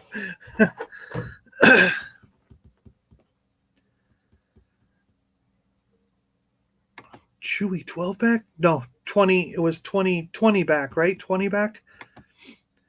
Chewbacca's awesome. Yeah, it was the Hiss tank with the open. Yeah. Okay, cool, Paul. Yeah, great one. I love that one. Yeah, I'd still like to have one Star Wars card. I have at least one of each of the other cards. Nice, Chris. That's kind of what I mean. It's like it'd be neat to have each card back example, and yeah. Starting with something like, yeah, you want Star Wars, Empire, Jedi, Power of the Force, and then Tri-Logo. And so I love these card backs. Those 3 are worth 1,000 each easy. Sometimes the folded were packed into play sets vehicles. Okay. It's crazy, Rick, isn't it? It is crazy. Today's prices are absolutely crazy. And then Rick and I, our favorite character, Hammerhead, is here. And this Hammerhead is nice. This is probably the best of the Star Wars cards as far as the front goes. How this looks. I mean, just look at that. It looks absolutely mint. You know what I mean? So it's got the free Boba Fett offer. Hammerhead's there with the gun in his hand, his head turned like a lot of them are, and that's why I bought it, because it looks absolutely perfect from the front. But when you flip it over, someone took off the proof of purchase. So that little blemish got me what I consider a perfect card on the front for like a lot cheaper than if you buy one that had that thing on it. So I didn't care that was missing at the time. You know what I mean? It's like, yeah, I would like a better one, but so it's kind of a recommendation of mine. I think this will still work today, even though I bought these back in the 90s. I think it'll still work today if you're willing to spend a couple $100. Where normally these might, like Rick said, some of these might go for $1,000 if they were mint today. But I still think that if you find one with a blemish like this, it's going to knock the price in half. You know what I mean? It might jump from $1,000 down to $500 because that rip is there. And a lot of collectors are hoity-toity and snooty about stuff, and they don't want any blemishes at all. And I mean, I guess I shouldn't say hoity-toity, because that's, if believe me, if I could afford it, I wouldn't have any blemishes on any card either. So I'm sorry, I shouldn't have said, like, made it derogatory, but I didn't mean it to come out that way. But anyways, it's because if I could afford to buy the mint, I'd buy the mint. But on a budget, I'm buying them with blemishes, and it like I said, it has to still hold up today. That if it has a blemish, it's going to knock the price down a lot. So, but this has the sticker that we were talking about. So, like the Chewbacca one showed the image, where this, you can see the image is still under there. You can see part of the Boba Fett, but they just put a sticker over it because they knew at this point it was not going to be rocket firing. So they changed their mind during the marketing process before the figures were actually shipped to you. So, they put this sticker over it so you weren't expecting a rocket firing one. So that was another reason why I liked that card back, because it was like a different example of the Boba Fett on card, like the Boba Fett offer on a card. So yeah, pretty cool. I like that. All right. Empire. I think that's all the Star Wars cards. So now we can go to Empire Strikes Back. How are we on time? We're okay. So I'm starting to lose room with where I'm going to put these things. Oh, they can go over here. All right, we'll take Star Wars down. I hope you're enjoying this. I don't want to, like, is this stuff you guys have all already seen? Like, I don't want to be like, everyone's already seen all the Star Wars cards. They don't need to see these, like, but like I said, I'm in the process of reorganizing my stuff and putting it on a pegboard. So in a sense, this is me reorganizing and getting things in stacks of similar card backs, and then I can put them up on the display in the right way, I guess I should say. I don't know what I'm trying to say, but all right. So I think these are all the Empire Strikes Back I have. No, there might be one more. Hold on a second. There might be one more. Let me see here. Return of the Jedi. Return of the Jedi. Return of the Jedi. Return of the Jedi. Power of the Force. Return of the Jedi. Jedi, he be Jedi, he be Jedi. Oh, look at this. Here we go. We got a bunch more Empire Strikes Backs here. Okay, here we go. And there, that one. Okay.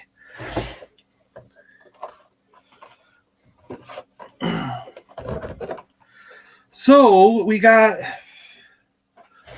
our favorite Ugnaught. Yes. This is a cool one. I particularly like this one a lot because again, it has a little bit of a story that goes along with it.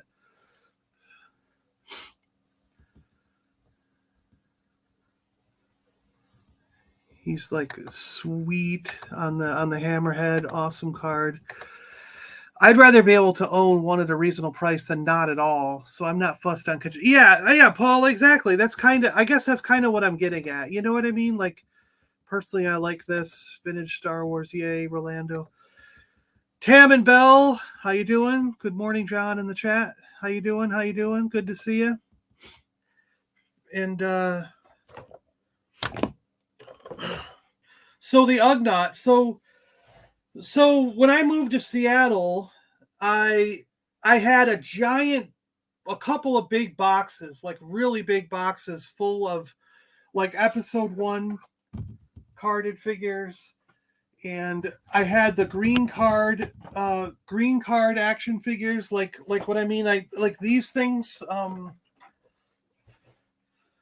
Power of the Force green card. Which this is a great FX7, by the way. I love this FX7. I want to get one of these open. He's so cool. But I must have had like 300 or 400 of those carded figures. You know, like it was crazy how many I had. And I boxed up all these duplicates and a couple figures that I thought just looked cheesy and I didn't want, you know. And at the time, they may have sold in stores for like $5 each or something. So I boxed up a bunch of them that I didn't want into a couple boxes. I think I brought like 2 boxes down, maybe 3 boxes down. And I went to see my friend Scott at his new store. He opened up, this guy Scott that I knew in Seattle had 2 or 3 storage sheds that were full of vintage toys. He had, through the years, he had just been going and collecting and buying and stuffing them in storage sheds. And I used to meet with him and go through the storage sheds, and I'd buy 1 or 2 items off him here and there. And I think he was selling on eBay and a few other places online, like Craigslist or something and things, you know. And he finally got to the point where he said, I can open up a brick and mortar store. So we were going to try it out. And he rented a spot. So I brought him all these Star Wars figures to sort of fill in the store and make it a give stuff, you know. So he had a bunch of things that he could put out for $5 or $6. And if someone was looking for something small or a kid was shopping there, they could still buy something. It wasn't all full of, because basically most of the stuff he had was kind of expensive or on the high end, you know. So he didn't want to kind of fill his store with just expensive stuff. He had to have things that were affordable as well as, you know, high end. So I traded him those figures for Hulk 181, the first appearance of Wolverine that I still have in my collection. And I got this Ugnaught on card, and I got some Yoda figures, a couple clone troopers, loose clone troopers and stuff that he had. But I just bundled up a bunch of stuff and did this trade. And yeah, in hindsight, I do kind of wish that I had some of those carded figures from the episode 1 and the green carded things, because quite frankly, a couple of the episode 1 figures I've gone back and rebought. But those episode 1 figures I've rebought at like $10 or less, where if you buy Hulk 181 or you try to buy this Ugnaught today, like it's way more than what I traded for, right? So it's kind of like, in hindsight, I made out like a bandit. We didn't know at the time it was a fair and equal trade, but now 25 years later, whatever it is, it's like, holy crap, like you'd never do that trade today, because Hulk 181, or yeah, the first appearance of Wolverine, I mean, one of them sold at auction. I mean, granted, it was mint, but sold at auction a couple years ago for like $50,000. So it's kind of like, you start thinking that even though mine is a lower grade, it's got to be worth a couple $1,000s compared to, you know what I mean? So, and then the Ugnaught here on an Empire Strikes Back card, I think at the time in the shop, he had $40 written on this. So it was in the trade, it was worth around $40 of the trade value that I was trading for, or maybe 35 if you knock a little bit off because it's a trade. But nowadays it's going to be $200 or $300 on an Empire Strikes Back card. So yeah, it's, I mean, unfortunate to my friend Scott, but in a way, it's like I made out, by today's standards, I made out like a bandit, where at the time it was totally a fair trade. So it's kind of an interesting story when you start talking trading and then going, looking at that trade again years and years later. I'm bored. What's he saying? I'm bored as we're going to watch Laura Legends instead. Is she even on live? Is she live right now? I don't know. But yeah, this is an Empire Strikes Back. It's unpunched. And it looks like a blue smock. Oh my gosh, it's blue. And then the back has a Collect All 41. And some kid, I like this. This is not like, to me, this isn't a ding on the card back, because I like that he X'd off the ones that he had. And then he still had to get like Han Solo and the Death Squad Commander and the Death Star droid and Power droid. But he X'd off, I got Luke, I got Leia, I got the Bespin Guard, I got the Snow Guy, I got Dengar, I got Leia and Hoth, so I like that he X'd off the ones that he had. It's pretty cool. It just means that some kid, like, but then again, you got to think about it, like, why did you exit off on one that you didn't even open? You know what I mean? But whatever. It doesn't matter. I like it. So then we have another character that I really like, the Cloud Car Pilot. I like the design of this character a lot. I think that it's just a cool looking 70s style action figure character. The outfit, it's cool. I don't think they ever showed this scene in the movie, but I think they made this up for the card back. I don't know. But Twin Pod Cloud Car Pilot, free 4-LOM. So again, this was just one of those things where I was like, ooh, I don't have the one with the 4-LOM offer, so I'm going to get this card back because it's got the 4-LOM offer on it. And 5 proofs of purchase. And it says collect all 47. They went to the yellow color by this time. I prefer the blue. I actually do prefer the blue. But this is where they switched to yellow, I guess. But still really cool. I love this one. And I like that it's a 4-LOM. I like having all the offer ones, like an example of the different offers. It's just cool. Let me see. Keeping with the Bespin theme, we have the Bespin Security Guard. And it's unpunched, so that's pretty cool.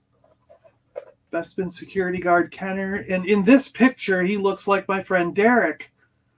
We always laughed that Derek was the security guard, even though he wasn't even alive when The Empire Strikes Back came out. He wasn't even a twinkle in his parents' eye at the time, but it still looks a lot like our friend Derek. And this one has the gold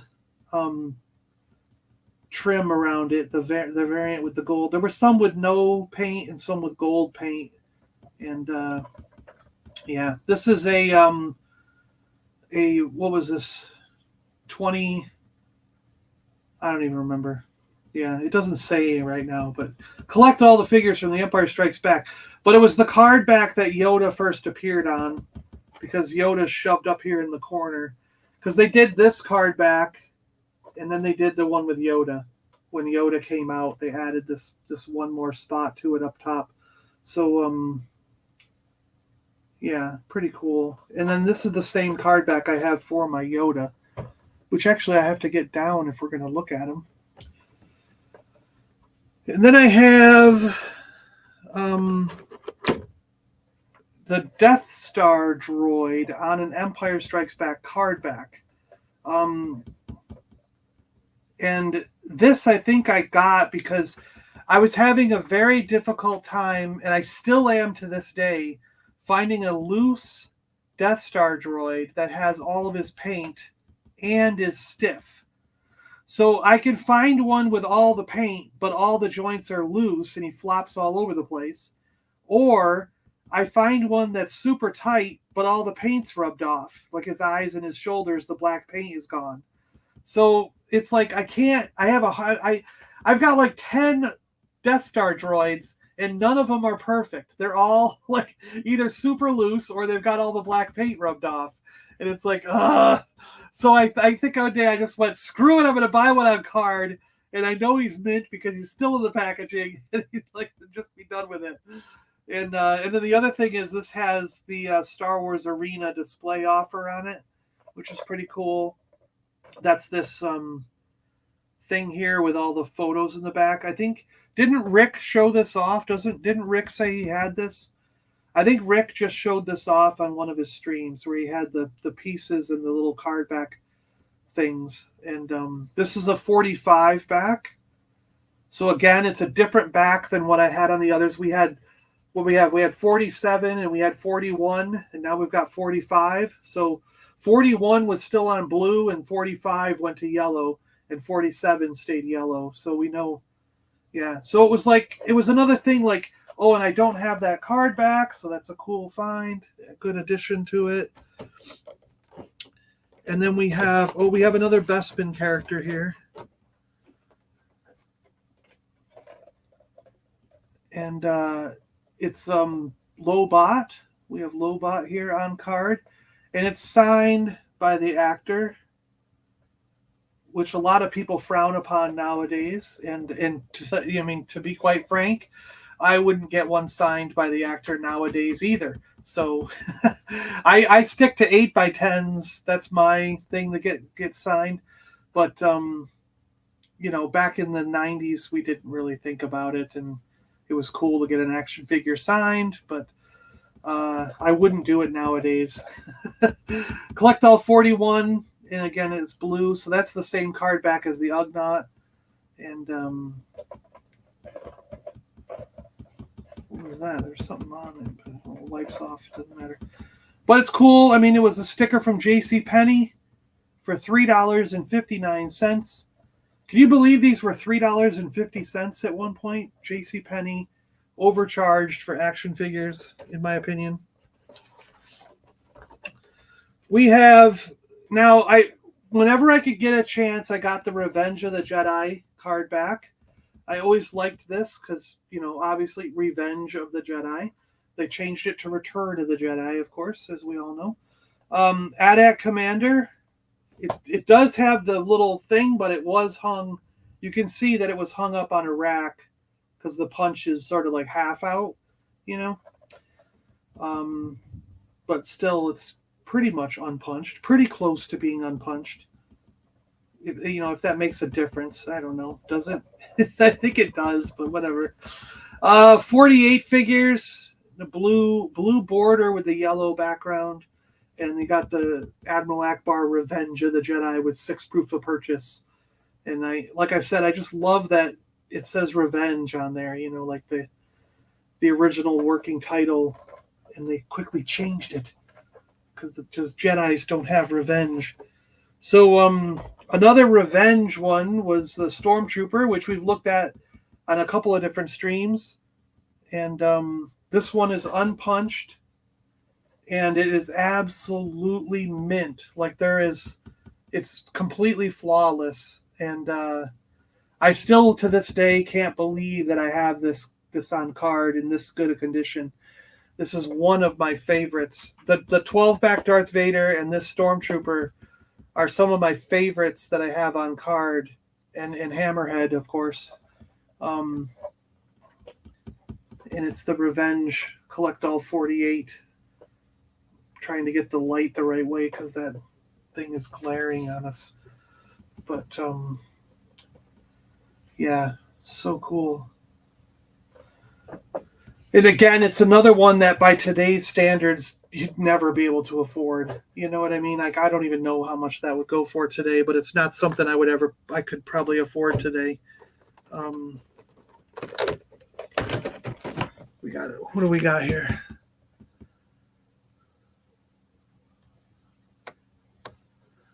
I traded MOC Power of the Force Han Carbonite for the box skiff that I just sold. Like straight up, or did you sell it and then just buy?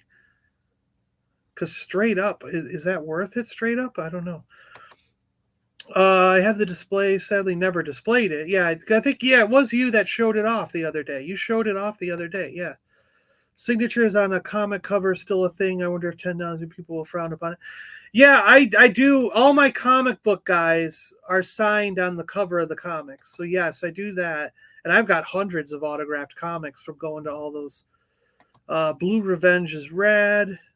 Lack's here. Good day, Lack Attack. How you doing, Lack? Always a pleasure to see Lack. Love you, Lack. Love Lack. It's how I got my skiff originally 10 years ago, was traded. Oh, that way. You traded it that way. I see what you're saying. No, that was a good deal. Yeah, that was a fantastic deal. So, yeah, again, it's like when you look back at the trade, Left Coast made out, in the long run, So another Revenge, I have IG-88. Because, again, you were like, I got to have the bounty hunters. So I was trying to get all the bounty hunters. You kind of go when you're putting together a collection, you kind of go through a thing where you're like, all right, what are the top ones? I got to have all the bounty hunters. I want to have one of each main character. So at least one Leia, one Luke, one Han. I got to have Chewie, R2, 3PO. You know what I mean? You start going through that list, and then you're like, I got to have a trooper, like a stormtrooper, a snow trooper, or a biker scout. I'd love to have all three.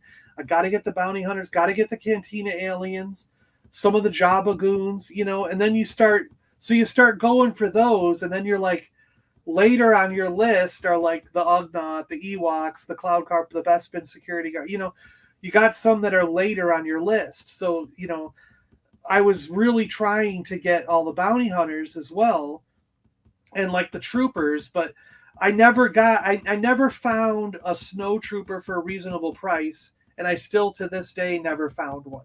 But I got the Stormtrooper and I got the Biker Scout. And then with the Cantina aliens, I got Snaggletooth and I got Hammerhead, but I never found a Greedo or a Walrus Man. And now with the bounty hunters, I got IG-88 here, and I got two more bounty hunters, but I never found Forlom, Bosk, and I never found Boba Fett at a reasonable price. So I'm stuck with half the bounty hunters, and I still think I can get Bosk and Zuckuss. I can get Bosk and Zuckuss. I'm trying to go for some that are under $200, but I keep losing out. They're going for $220, $230. So I know that if I keep going at one of these points, I'll win one for less than $200, or I'll find one locally and be able to get it. But I just keep that idea in mind. Like I did it with the C-3PO. We'll get to that in a minute. But I have this price in mind, and I just keep working, and eventually I get it for the price that I have in mind. That's kind of how I work when I do these Star Wars figures. So anyways, yeah, Empire Strikes Back, IG-88. It's got the Revenge thing, which checked off all the boxes. It was from Alexander's for $1.99. And it's got both his weapons. The tape, the long gun was taped to that side, but it seems like it fell out. But the small gun is still taped in there. and it's the 48 back blue border Revenge of the Jedi. So that's really cool. And then we have Dengar. Dengar is unpunched. There's a slight crease. I don't know if you can see it but there's like stress marks or whatever you call it, like in this corner. And Dengar has his blaster there. There is paint on the backpack, so it's the painted backpack. But again, this was at Burt Wheeler's for $3.98. So again, expensive toy back then for this one. On a 41 back, which we have a couple of this back. We had 2 other figures with this 41 back. But this one being unpunched, and the stress marks didn't come through to this side, so the back is totally mint. Looks flat, looks perfect. A really nice version of Dengar. The bubble's starting to yellow. A lot of these, the bubbles are starting to yellow, but like we've talked about before, we're not going to get around that anymore. They're going to start yellowing. They're probably going to start falling off the cards. It's just going to happen inevitably. Forlom. Now, this is one of those situations where at the time I paid $38 for them. See that right there? So this is the thing. Like back in the day, people would write the price on the cover of a comic book, or they had a stamp, like an actual stamp, dunk, chugunk, chugunk, chugunk, and they would stamp the comic. And some of those comic stores would stamp or just write the price on carded action figures as well. And this guy wrote 38 on it because he was selling it for $38. And I just bought it just because I was like, well, that's a good price for Forlom, unpunched.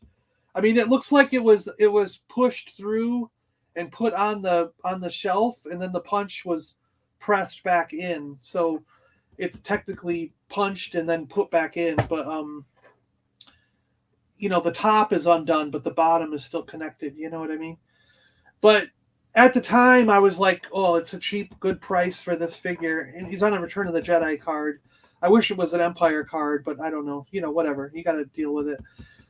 But today, I'm like, damn it, why did he write on the freaking thing? Like, why would you do that? Like, you know what I mean? You would never do that today. You'd be like, what's wrong with you? Why are you writing on it? But back then, that's just kind of what they did. I don't know,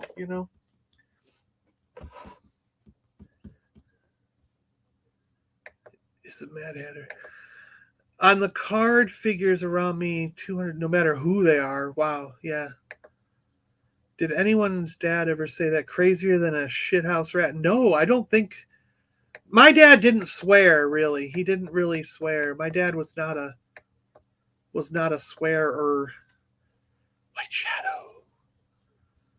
Thanks, John. Love to you too, brother. My dad was like, oh boy, you're in for it now. Oh boy. Like that was his thing. Like if you did something wrong or something excited him, he would just be like, oh boy, we're in for it now. Oh boy, here it comes. Like it was just like, what is wrong with him?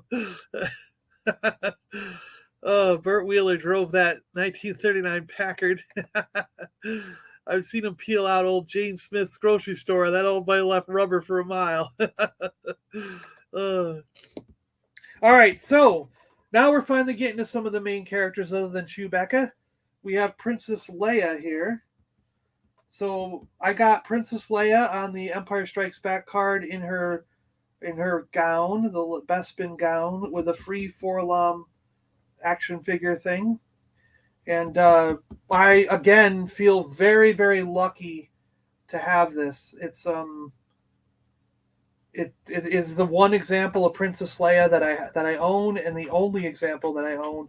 Like all of them, Han Solo, Luke Skywalker, Princess Leia. I think I've only got one version of each of their characters, and I'm happy with that because trying to get like a Princess Leia, a Han Solo, and a Luke Skywalker in any of them is absurdly expensive today. It's just it's a nightmare. So yeah, I'm extremely happy that I got these back in the 90s when I did, and it kind of to me checks off the list. Where I don't need to go and get the Farm Boy Luke or this. Like, if I see it for cheap, of course I'm gonna pick one up. You know what I mean? But what I mean is, I don't feel like I have to hunt down those because I have an example of Princess Leia. I don't know if that makes sense to you guys, but that's how I look at it. You know, like, so I kind of can scratch all the rest of the Princess Leias off the list because I feel like I've got my example of that character. And this was at Zayre's for $2.99. And I don't mind if they still have the price sticker on them. I mean, like, to me, doesn't that look really good? Even though, I mean, it's got the price sticker there, and I don't know. I just think it looks really, really good, and I'm not upset by it, you know? Yeah. I don't know. You get what I mean, right? You get what I'm talking about, right? You're picking up what I'm putting down, right? Yeah. Yeah. I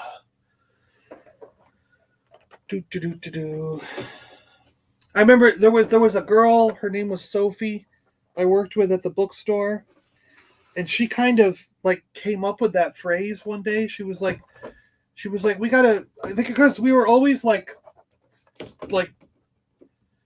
you know, setting stuff up on displays and everything. And like one day she said, I put something down on a display, and she's like, hey, I'm picking up what you put down here.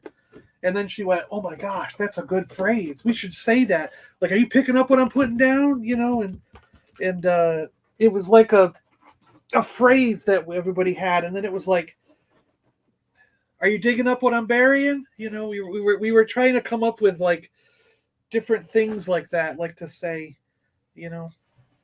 So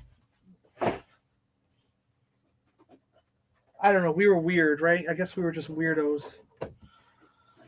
So let's see. That's something different. And so we got these. All right. So we got those. Return of the Jedi. We're getting into Return of the Jedi. Return of the Jedi. Oh! We gotta put those on here first. There we go. And then we got this. We got this. We got this. We got this. Those two. And then we got those. All right, cool. All right, we got just a few more to go through. So we're on to Return of the Jedi.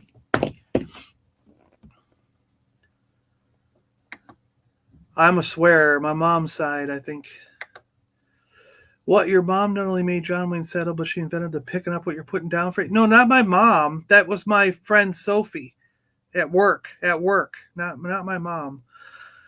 Do people say that? Do people say, I'm picking up what you're putting down? Like, is that a real phrase? I thought that was just something we used at work. Like she made it up. You know what I mean? No, that was my friend Sophie. My friend Robert's girlfriend, Sophie, who made it up when we were at work at the bookstore. That wasn't my mom. No. Return of the Jedi. That's not a phrase people use, is it? Everybody says that? Oh, well, then maybe she made it. She didn't really make it up then. She probably heard it somewhere and then told me she made it up. That little, next time I talk to Sophie, I'm going to be like, you made me believe you made it up. I've never heard anyone say that. That's why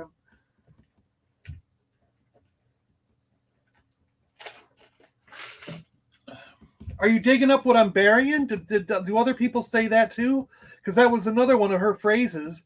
I'm digging up what you're burying. You know, like, do people say that too? Or is that, because she told me she made that up too. So Sophie's pulling a fast one on me. Yeah, in Seattle. When I worked at the bookstore in Seattle. So Sophie's making stuff up, huh? She's pulling a fast one on me. I thought that was made up at the bookstore. That's a phrase from the 70s. Oh. Kind of like, do you smell what the rock is cooking? You smell what I stepped in. Yeah. All right, so we got the Imperial Commander. on a Return of the Jedi card back, and he's pretty good. This is a really nice example. There's a little bit of a blemish, like where they took the sticker off. You can almost see little scrape marks. I don't know if that's coming through, but that's the only thing wrong with this one, I think. 77 back. So yeah, 77. So it would have been, back in the 90s, my goal originally would have been to get the 77 figures that were out before the last 17 hit stores. It's interesting that Bib Fortuna has the red tunic in this one. The red coat, like the Lily Letty version had the red coat. And see, it's clearly red. It's not olive. It's not brown. It's clearly red. So there is a red cloak version of Bib Fortuna rum. Trying to tell me that doesn't exist, and you're like, they're all olive or tan. We have Return of the Jedi, Star Wars, Emperor's Royal Guard. It was a Jeopardy question about the red tunic, and Rum got the Jeopardy question wrong, and he's been complaining ever since that there was no such thing as a red tunic. Bib Fortuna. We're like, yes, there was.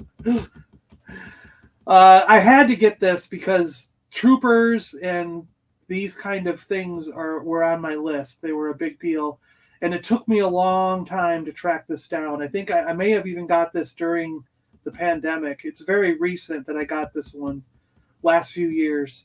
And yeah, it took me a long time to track this down in a price that I was happy with.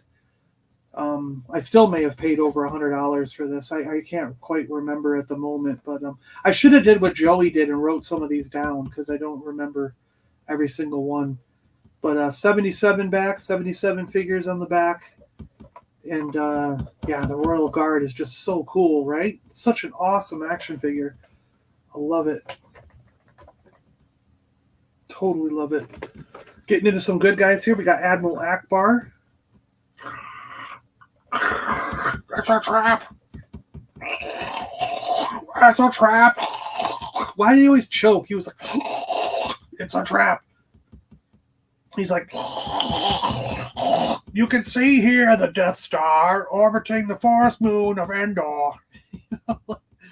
Admiral Akbar sitting in his chair. Cool figure. He's got a stick. The stick fell out of the tape. It's just laying there on the side. A 65 back with a blacked out Ewoks. So that's cool. You can actually, I got one with the blacked out Ewoks. So you don't know who they are, you know.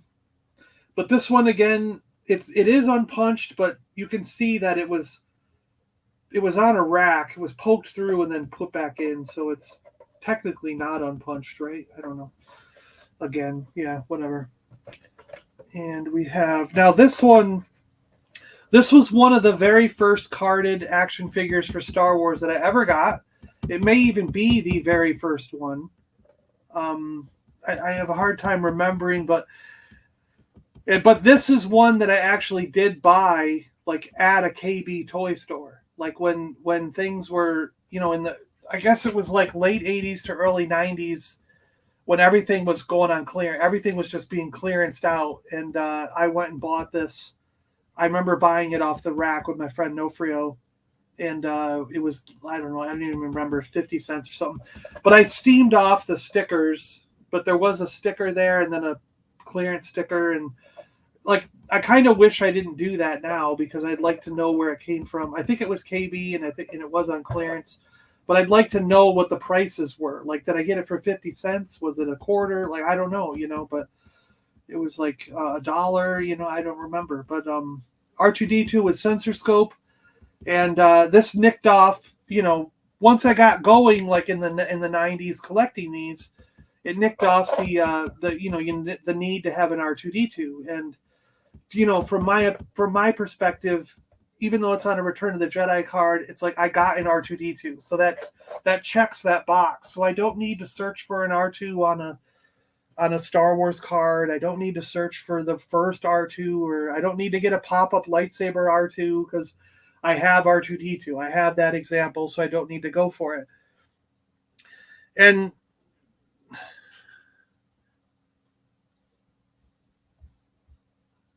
does he still have the staff? Mine is, ooh. Yeah, I got the staffs. They're all there. Yeah. He was out of water for too long. Yeah, exactly. So it's like reverse choking. I have a card in Poplu. Card is rough. What to do? Hey, that's good. Poplu is a good one to have. You know, that's a great. I wish I had a Poplu. I wish I had any of the Ewoks. I don't have any of the Ewoks. I have a Royal Guard. That's my favorite. Hey, Sags. Hey, G-Force. How you doing? How you doing? Yeah. Yeah. How you doing? Good to see you, G-Force.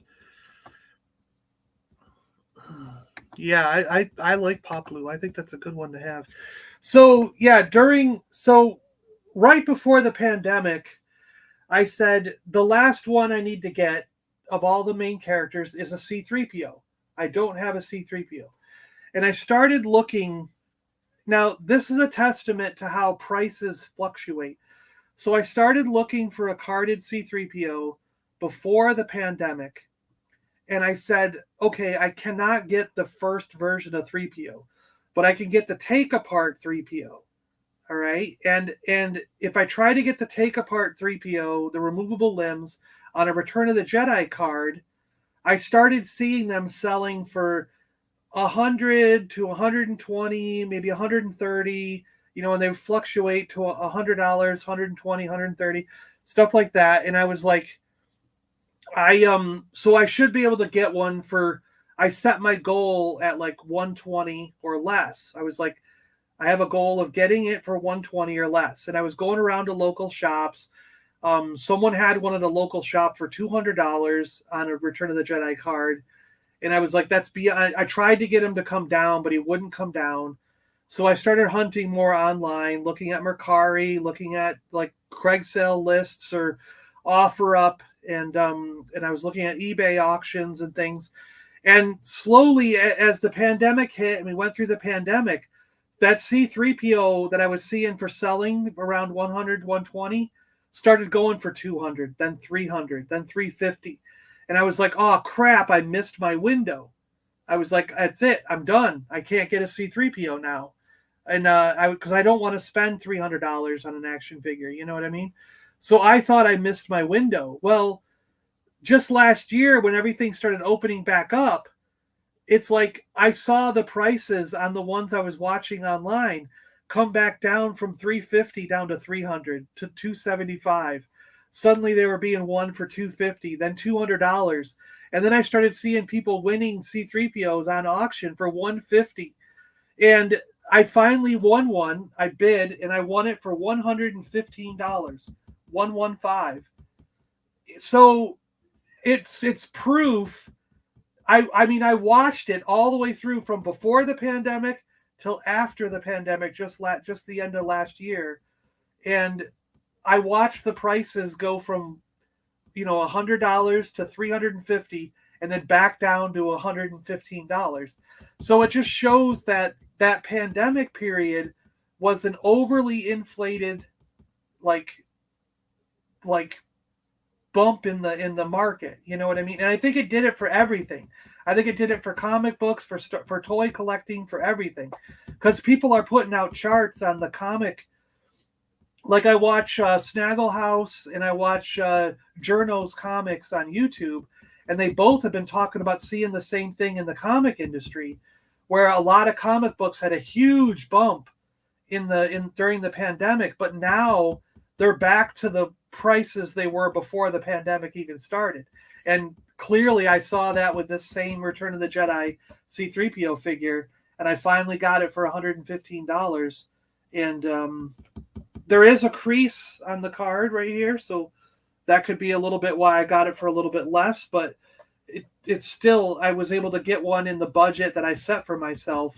79 back. This has Lumat and Poplu on it, so that makes it 79 over the 77 we saw before. But that was it. I was like, oh, great. I finally finally, after all these years, starting in the early 90s and going till today, I finally got one example of all the main characters. That was the last one. So, and this brings us to Han Solo.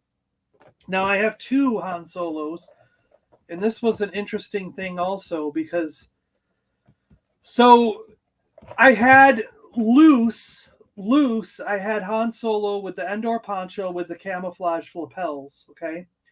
And I wanted to hunt down the example of Han Solo with no camouflage on the lapels. This one doesn't have camouflage on his lapels on the coat.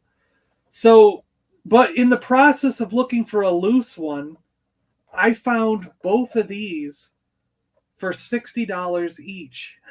So, I bought them from the same person and got them. I talked him into doing it for $60 each. And this was like 5 or 6 years ago, like it was probably like, the late 2010s or whatever, you know what I mean? So, it was not that long ago, by compared to, things that I was able to get these. And that's the only reason they went that low was because I was taking both of them. I think if you had just bought one, it would have been closer to $100, But because I was buying both of them, I talked them into a deal. And I also bought both because at the time I just didn't have the non camouflage lapel as a loose figure. So I thought, well, I can just get it this way, and I don't need to. I have both variations this way. I don't need to have both variations loose. But once I built the case I built to have my figures in, I ended up buying a loose one with no camo on the lapels anyways. But yeah, I like these just to have it's cool now to have an example of a variant on card. And this is a 79 back. And then this one also is cool because it has the Anakin Skywalker offer, which was the last offer that my brother and I mailed away for. The actual last figure we all got was Anakin Skywalker, the mail away. We had all the figures, all 77, and then we mailed away for him, so we had 78 figures. And that's where we stopped collecting as a kid. Well, I got the pop-up R2-D2 as a kid, but that was probably my last figure. The Anakin Skywalker and the pop-up R2-D2 were my last figures, and somehow I destroyed the sticker on my pop-up R2-D2. I kept the lightsaber, but I must have taken him out in the snow or something. I must have, because I used to play with our figures in the snow in the yard, and it got wet, and it must have rubbed the sticker off by getting all wet and destroyed. But so I you're gonna kill me, but I got a reproduction sticker to make that pop-up R2 look good. So I that was one figure that I've had to refurbish. So for Lando Calrissian, I got the original Lando, but on a Return of the Jedi card. Again, because it was cheaper than buying an Empire Strikes Back card at the time. It probably still is today. I think getting them on Return of the Jedi is a lot more reasonable. It might even be doable to get a collection on Return of the Jedi cards as opposed to the other ones today. 65 back, pretty cool. I don't think we've had a 65 back on this yet. So again, like sometimes that's a buying factor for me, is just, like I said earlier, if I can get a different card back than what I already own, it's kind of a plus. And this is a smiling version, And it's weird because previously I thought the smiling version was the rare, like the more, like they made less of them than the non-smiling. But in recent hunting around, I keep coming across the smiling version of Lando and not the regular version. So it's kind of interesting. I don't know if one is more rare than the other, is what I'm trying to get at. So here's Luke Skywalker, Jedi Knight, and this is unpunched. Now this is pretty darn mint as well. This is almost immaculate, and probably up there with my top 5 favorite carded figures that I own. It's right up there with the Darth Vader and the Hammerhead and the Stormtrooper, because this is just, look at that. This is just incredible, right? And it's so mint. This is so nice.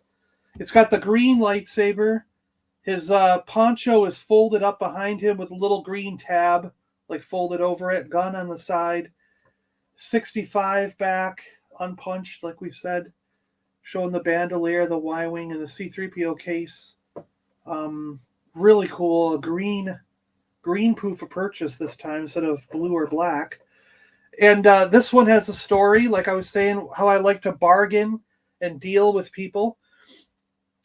So my friend Nofrio and I started selling toys. We started working on doing.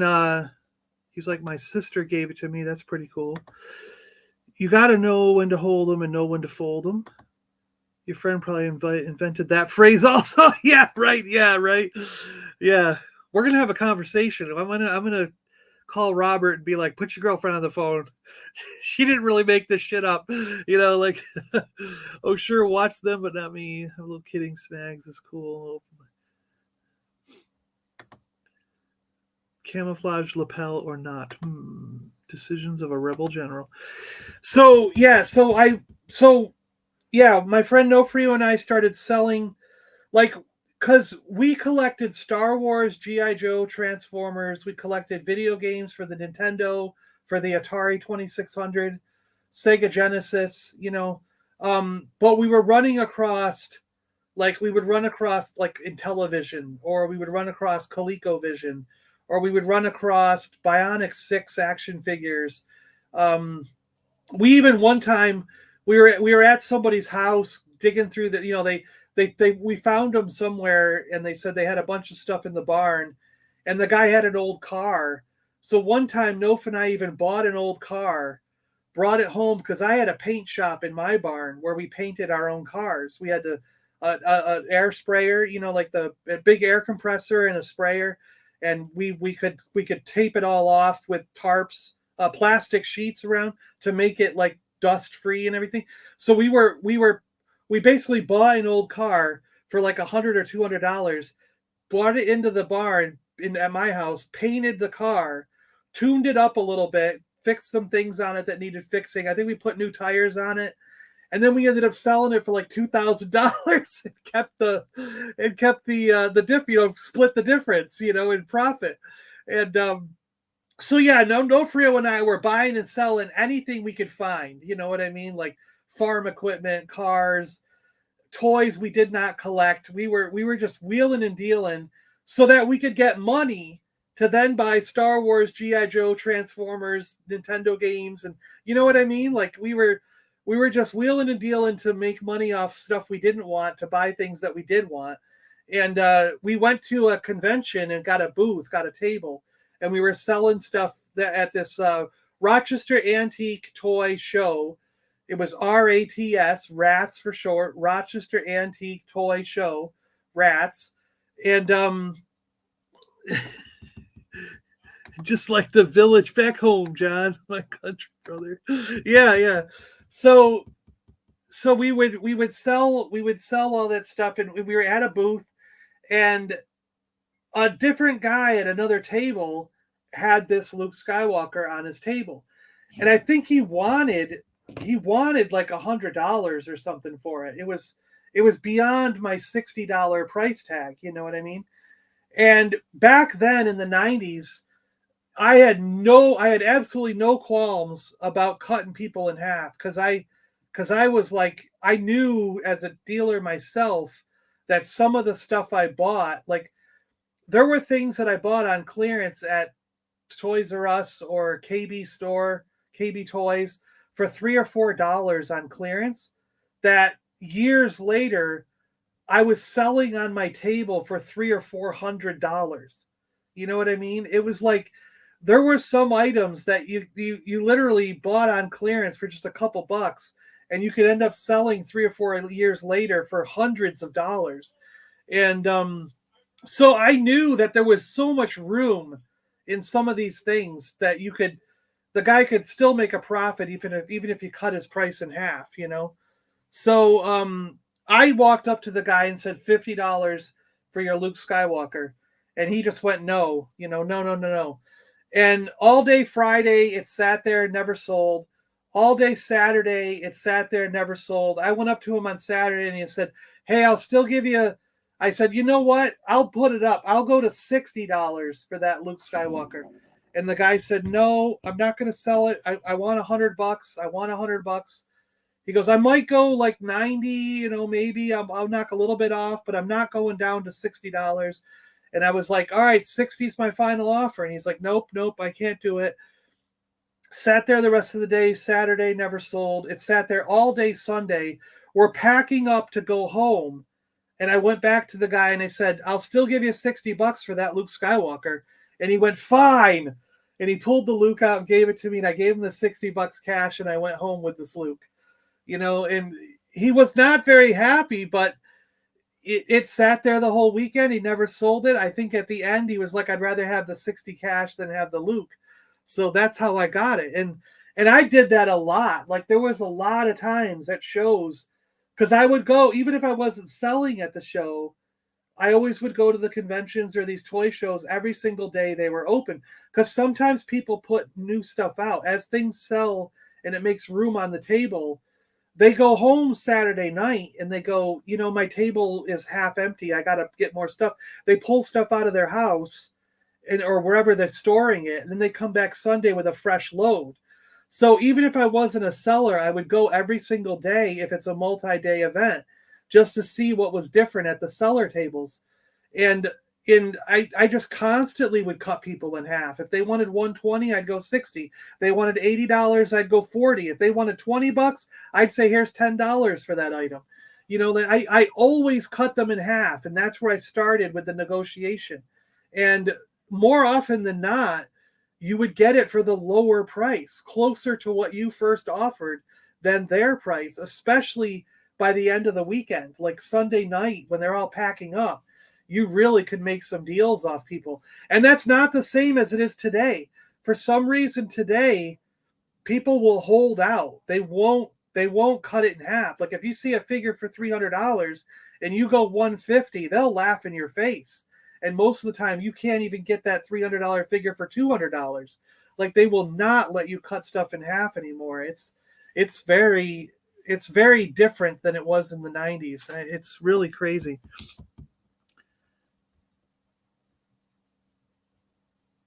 Hi, G. Sorry, cooking breakfast, missed your grand entrance. No worries.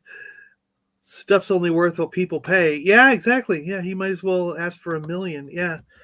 Yeah, but I just love this Luke Skywalker, and I it's fun to have that kind of story that sort of goes along with it. I don't know.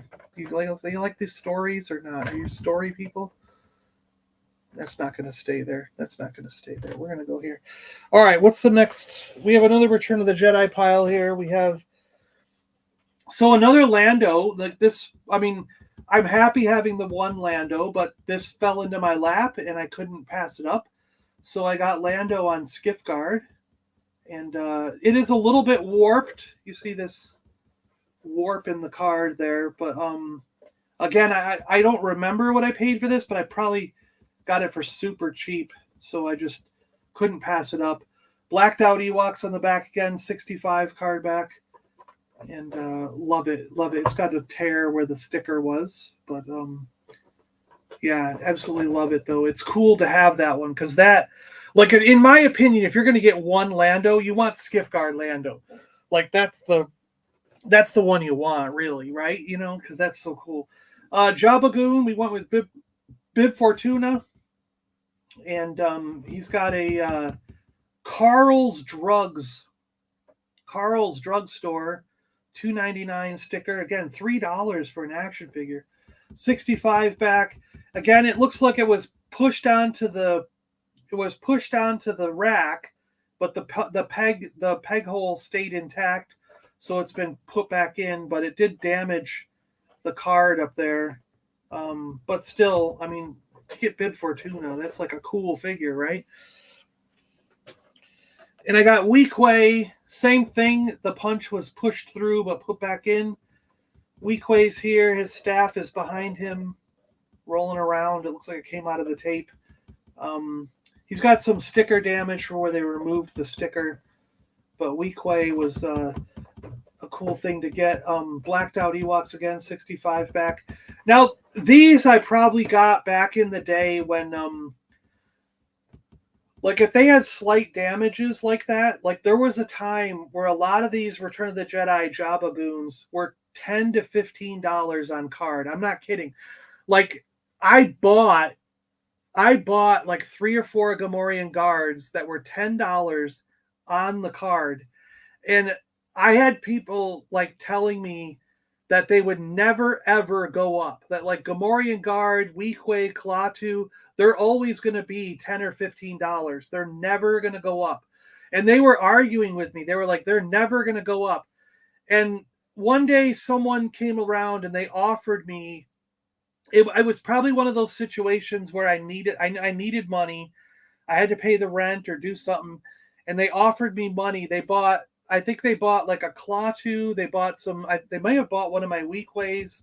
And they bought like 3 or 4 of the Gamorrean guards. But they paid me like $20 or $25 each figure.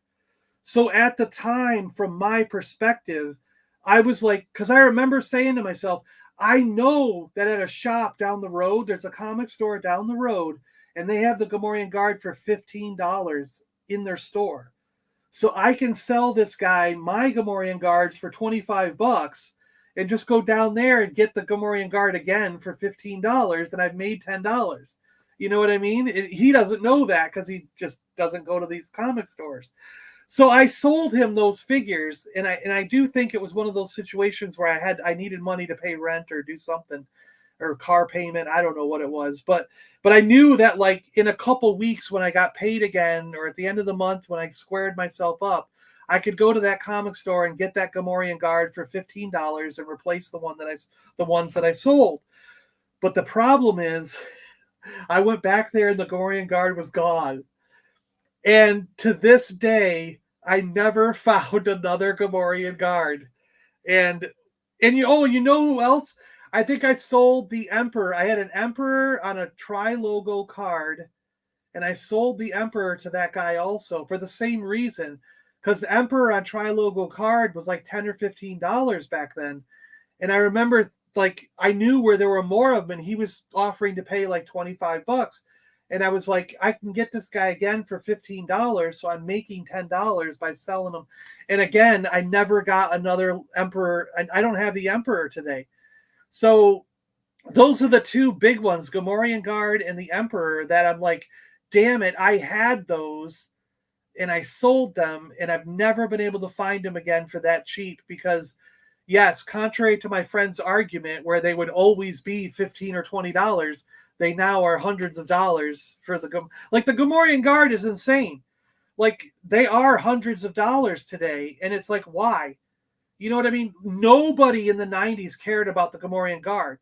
They thought it was a cheap-ass throwaway figure. No one cared about him. And now all of a sudden, he's one of the most popular characters in Star Wars. You know what I mean? And I'm going, why? What changed? Everyone hated the Gamorrean Guard in the 90s. Like it was a pariah on Star Wars. And now everyone loves them. And it's like, what the hell? So, yeah, moral of the story is don't sell your stuff. Yeah. You pay too much and never. Yeah, exactly. You know. Freeze frame worth so much. There's two different Weequay freeze frames, I think. There's a PB, how you doing, PB? Good to see you. I think there's a variant one. So the one that's expensive is a variant. I think that's what I'll have to look it up for you, Lack, but I think there is two different ones, and one it might be that the freeze frame one is the variant and the regular, and it was lower quantity, there was less of them, where the regular version, the one that didn't have the freeze frame, the hologram one, might be like the normal. Yeah. Swindler, you know, yeah. I buy all the Lack Sabrak figures, send them to me. I still need a Lack, remember? I need a Lack. We figured out that my guy isn't the real Lack. Yeah, moral of the story. Yeah, there you go. Any character hated the figure. Yeah, exactly, right? Yeah, that's how it works. So we got a couple more. Return of the Jedi, and then we've got 4 more figures to go, and then we'll close it up. All right. So we'll close it up right before we go to Lego, playing Lego. Star Wars Return of the Jedi Klaatu, and this is the KB Toy Store, $278. This is the Skiff Guard Klaatu, and again, it looks like his punch was pushed out when it was put on this rack, but then put back in place. 77 figures. Cool 77 back. The Rancor, the band, Ewok stuff. And another Jabba Goon, good one to have. Klaatus still are one of the cheapest to get, and probably this next one is probably the least expensive Star Wars carded figure that you can buy today. I have seen this version of Klaatu sell for just $50, and we actually got a couple of these and gave some away in a couple giveaways. We did it, didn't we do this for one of the Christmas in July's, I think, and then we had it for something else too. It might have been one during my brother's auction, but you can easily still get this Klaatu on a Return of the Jedi card. Now, this one, the even cheaper one, is the Palatoy. This is the Palatoy version, unpunched. Special offer, Lucasfilm Palatoy. It says Palatoy on the back here somewhere, but yeah, Palatoy division down here. Now, unfortunately, for Return of the Jedi, they didn't stick the Palatoy label there, and I wanted to have a figure representing the Palatoy line, but I would much prefer to have a Star Wars or an Empire Strikes Back Palatoy that has the Palatoy label right there where the Kenner is. So where we put Kenner, they put Palatoy, and but they're so darn expensive. It's so crazy. So I ended up settling for this to have a Palatoy example in the collection, and it's a figure I don't own yet. I didn't own this Klaatu yet, so like I said, and you can easily get these for $50. It's not they're the cheapest and easiest Star Wars figure to get right now. So if you're starting out, you might want to just grab this to start with and have a carded figure, because he's the most inexpensive one you can get, and I think they look pretty good. They still look pretty nice. And this is a mint card, with an unpunched thing, and so yeah, it's well worth it in my opinion to just do that. But I do hope someday to find a reasonably priced, probably Empire Strikes Back, because I think Star Wars is going to be out of the question at this point. But I'm really hoping that I can get an Empire Strikes Back Palatoy with the Palatoy on the front, because I don't care which character it is, I just want one to have that example. And the other one I really want is a Japanese card back for Star Wars. Like, I would love to get the Japanese one, because they look, in my opinion, they look pretty good as well. And Tolstoy or something like that, I think it was called. Would be a good one to have. I got one for you, John. I'm sending him to. Oh, okay, cool. And one to Gilster. Look at that. Lax helping us out. Enjoying this morning's Tim's coffee and a bagel. All right, and then the last 4 figures we got here to look at. So then they came out. So after Return of the Jedi in 1985, they rebranded Star Wars as Star Wars Power of the Force. And I have a B-Wing pilot here. Now, this is also a very inexpensive. If you want to get, this is why I have this one.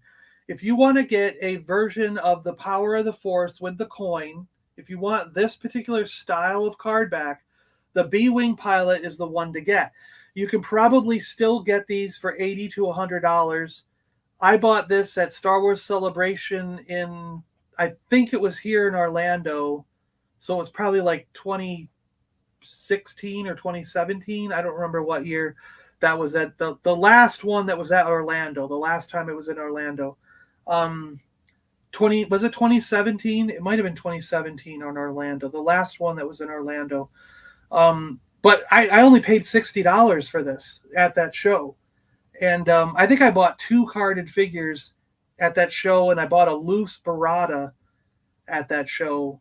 And I got them all from one guy, so I was able to bundle them all together and get a deal on it. But it broke down to where I think I only paid $60 for this. But I think you can still get these for $80 to $100. That's perfectly reasonable. I bet you can find one in the closer to $80 range. And it is the B-Wing pilot is one of the least expensive. It probably is the least expensive Power of the Force action figure you can get on a card. For some reason, there's like millions of these. They're all over the place. The B-Wing pilot, they made more B-Wing pilots than they did of any other character for some reason.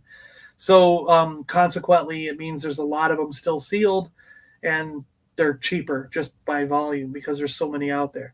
So if you're gonna want a Power of the Force card back with the coin, I say hunt down the B-Wing pilot because you're gonna get one for a price you can deal with and not break the bank. And then the other guy I have is a Imperial Dignitary, again with a KB. Oh, this is a Toys R Us sticker, $287 at Toys R Us. So in 1985, these were $287. Now, I did get a loose one of these. I do have a loose Imperial Dignitary, thanks to Joey and Nilda from way back when. Joey and Nilda helped me get the loose one for my cabinet. But before the pandemic, I was like trying to finish my loose run of Star Wars figures because I needed a few of the last 17. At that time, I think I still needed like General Lando. I still needed Han Solo Carbonite. I still needed this guy. I still needed an Imperial Gunner at that point. So I mean, there was a couple of them I still needed. But when I was hunting for the Imperial Dignitary, I kept seeing the Dignitary for $100 loose, and I ran across him for $100 on card. So I said, if he's the exact same price on a sealed card as he is loose, why on earth would I buy a loose one when I can buy a carded one for the same price? This is stupid, and quite frankly, it's currently that way with the Ewoks figures, like especially the Dulocs, the crazy green Ewok figures that are called Dulocs. Like, I see those Dulocs selling for $125, $150, but I see the packaged ones selling for $150. So I'm like, if you can buy a packaged one for $150, and you can buy a loose complete one for $150 or $125 or whatever it is, why on earth would you buy a loose one when you can buy a packaged one for the same price? So it's baffling me how some of these figures are. So anyway, at the time, I just said, screw it. I'm not going to buy a loose Imperial Dignitary. I'm just going to buy one on card. So I bought this one on card. And any idea what the gold coin R2 goes for? If you have it in the package, it's crazy money. It's like, aren't those more than like $500, $600? Aren't they crazy? I think they're crazy money, dude. I think they are. So yeah, but and then what happened was I made the case and I put all my loose figures in it, and Joey and Nilda at way back when had 3 or 4 of these loose. So I was able to get one from them at a reasonable, because they're awesome and they let me make a deal with them. So now I have one carded and loose because of this mad chase of getting figures. But it's still neat to have a couple of them on the Power of the Force cards as examples. And then the other card back to get, now this has been a thing my whole life, and apparently I didn't know this, but some parts of the world, they weren't as prevalent as they were here. Maybe it was New York. It was a New York thing. Because we live so close to Canada, I was aware of these most of my life because I saw them whenever I go to Canada, or sometimes they trickle over into the Buffalo and Rochester area because we were right on the border with Canada. So these tri-logo ones, what they call tri-logo, I think they were tri-logo in Canada, and in the United States, like I said, if you lived close to the border with Canada, they would trickle across the border or whatever. So to me, this was another variation of a must-have for, because to me, they were every bit as common as Return of the Jedi or Power of the Force or anything else. So if you're collecting Star Wars and you want an example of every card back, growing up, I always thought you had to have this because it was part of the line. You know what I mean? It was part of collecting Star Wars. But once I met people in Seattle, most of them never even had a tri-logo card, or even they were like, no, those are foreign cards. We don't do those. You know what I mean? Like they if they were even aware of them, some people in the club in Seattle never even saw one in person. You know what I mean? They didn't grow up with them, and they never really saw one because to them they were foreign cards. And I was like, what are you talking about? They were in stores. They were everywhere. Like, why wouldn't you consider them a Star Wars card back, you know? And then I found out that, like, people in Europe didn't even get these that much. Like, I think they were aware of them, but yeah, correct me if I'm wrong. I remember talking with a few guys, and they were saying, no, we didn't see these. It was like a Canada thing. Like, this was mostly a Canada thing. So, so anyways, from my opinion, I had to have one of these as an example, and I think the first one I got was the Emperor on Tri-Logo. But the Emperor, like I said earlier, I sold him stupidly by because I knew I could get another one, but then I never did. I never found another one. I never found even an Emperor on a Jedi card. So it was, and nowadays I think the Emperor on a Jedi card or on a Tri-Logo are crazy money. So it's like, I don't know if I'll ever have an Emperor again, which is what bothers me. But I did manage to get the Biker Scout on the Tri-Logo card, and very happy to have him because, again, it was another trooper. And like I said, I got the Stormtrooper, and then I got the I never was able to get a Snowtrooper, which I really want a Snowtrooper. And I really want an AT-AT driver. He's another one that's on my list of, like, I got to get an AT-AT driver at some point. But these are interesting because the blacked out Ewoks are squares. They're not just fuzzy blobs.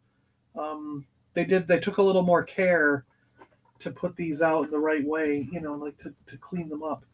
And then this was the other one. So when I was at that celebration, these were the two figures I bought. So this was roughly $60 also, in that deal. Like, it broke out to where I paid $60 for him, $60 for him, and $60 for a loose Barada with weapon, you know. So that's how I broke it out and said, that's why I'm saying I paid $60 each, because I just divided by 3 because I was getting 3 things, you know, whatever. But this one's unpunched even, and Prune Face. I love Prune Face. I think he's a cool character. And again, it has the blacked out Ewoks on there. But I just think Prune Face is a really cool character, so I was very happy to get him on that Tri-Logo card back. Yeah.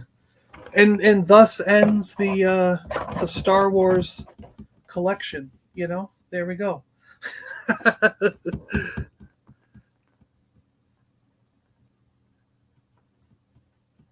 All right, so Rum is saying that tri-logos were very common in the UK. Okay, so it was UK and Canada. Is that what it was?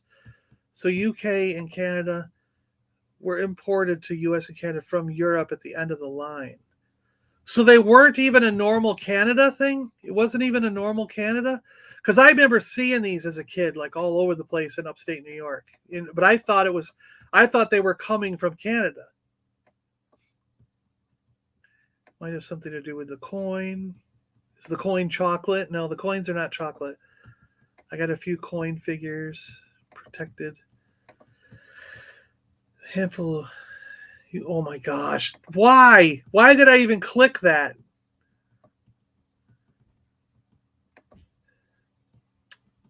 Knowledge is one of my superpowers.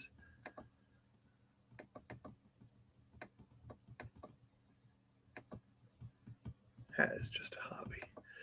No, we want more. Well, I don't have any more. That's all I got. I don't have any more. I'd like to get my face on a prune. Awesome story and really enjoyed it. Not a normal Canada thing. All right, Rick. I just assumed it was, but I guess all right, okay. See what I mean? It was like because growing up, I just assumed they came over from Canada because we saw them in Buffalo and Rochester like all the time, and then when I went to Canada to visit friends, that's what we saw on the shelf in Canada were Tri-Logo cards. So I just that we were like, oh, this is where they're coming from. They're coming from these places, because so yeah, I guess yeah, it's just we were led to believe something or we made something up when we were kids, and that's how it stuck in my head, I guess. But yeah. We have to send John more. But quite frankly, like I would like to get a snow trooper on any card back. I would like to get the AT-AT driver, like I said. I want to have a couple Ewoks as examples. I'd like to get the Emperor again. I'd like to get a Gamorrean Guard again. I'd like to get Nikto, Walrus Man, Greedo. I want to get Bosk, Zuckuss, and Boba Fett if that ever. I mean, Boba Fett would be like I would have to find it at a garage sale or by some freak accident like the Darth Vader, So, I don't have much hope of ever finding a Boba Fett in my price range, but it could happen. You could just like that Darth Vader. It could just something like that could happen again, especially living down here in Florida. I mean, I have run across a couple of the last 17 figures and got a really good deal on them. And Joey and Nilda found a early bird set at an estate sale down here and got it for just insane price. And so, I mean, it is still possible to run across some retired person who is dumping everything, or they pass away and you go to the estate sale and the estate planner's just dumping things and letting it go. It is still possible that we could just find something on a fluke. So it might happen, but we don't know. But yeah, those are some of the ones that I would really like to find, and I'd be happy with that. I don't need to get a full collection. I kind of want the medical droids like FX7 21B, but I don't need to go for all 79 or whatever we decided there was 77, 79 before the last 17 or whatever that is. So like I don't have to even get all those 77 figures. It's just I'm happy having what I have, and then a few others, 10 or so. What was there? 10 or so others I'd like to track down before I die, and that's the thing. A lot of this is I want to get that what I would consider a good collection before I die. So I've still got probably another 30 years or so to keep looking. So that's what I mean about having infinite patience. Is you don't need to get this stuff today. You don't need it now. They're vintage action figures that have been around for 40 years. They're going to be around for another 40 years. So you will find those deals and you will eventually get it for the price you set in your head, like the C-3PO that I picked up recently. You know what I mean? I had that price in my head. It took me a couple years. It took years to get it at that price. But with enough patience, enough time, enough hunting, enough looking, you'll eventually get it for that price that you set in your head as being okay to pay, and you don't have to go over that price. So eventually I will be able to get the 10 or so other figures I want. It just might take me another 30 years to find them at the prices I want to pay, but I mean that's kind of how I go through it with my thought process, Replace the coin with a Canadian loonie. Yeah, I have some loonies. I have a lot of them. I even have toonies. I have some toonies as well. Loonies and toonies. Christopher Barker. Last 2 Star Wars I got was Riva and Episode 1 Adigalia. Nice. How you doing, Christopher? It's been a little while. It's so good to see you. I will look at the toy show this weekend. Snow Troopers #1 on my list. So, but yeah, there you go. Tri-logos were all carded at Palatoy, weren't they? That's what I always led to believe. Was it really? Is it say? Lucas, all right. Oh my gosh, it does. It says Palatoy Division. They were. My gosh, if I had just read the back of the packaging, I could have known. Amsterdam, Brussels.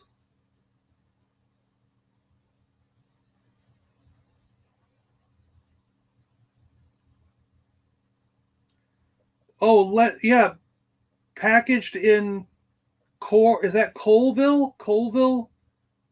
Leicester? I'm gonna butcher your names. Yeah, Leicestershire or whatever it is, whatever that place is. So, yeah, they're actually Palatoys. And here I was saying, I bought this to have a Palatoy example, and here it is. I had a couple Palatoys in my collection, anyways. I'm so clueless. I shouldn't even be running this stream. That's it. I give up. I don't know anything about Star Wars. I know nothing. I lost all credibility right there. I'm done. Please do, my friend. Oh no, Florida, you have my sympathy.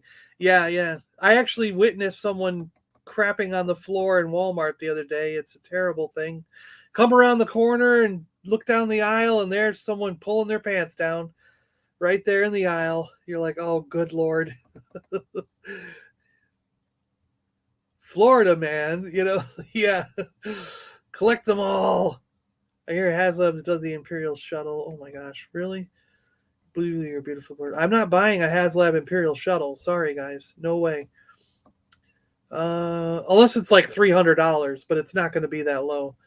I'm happy with what I have. That's not how a collection works, John.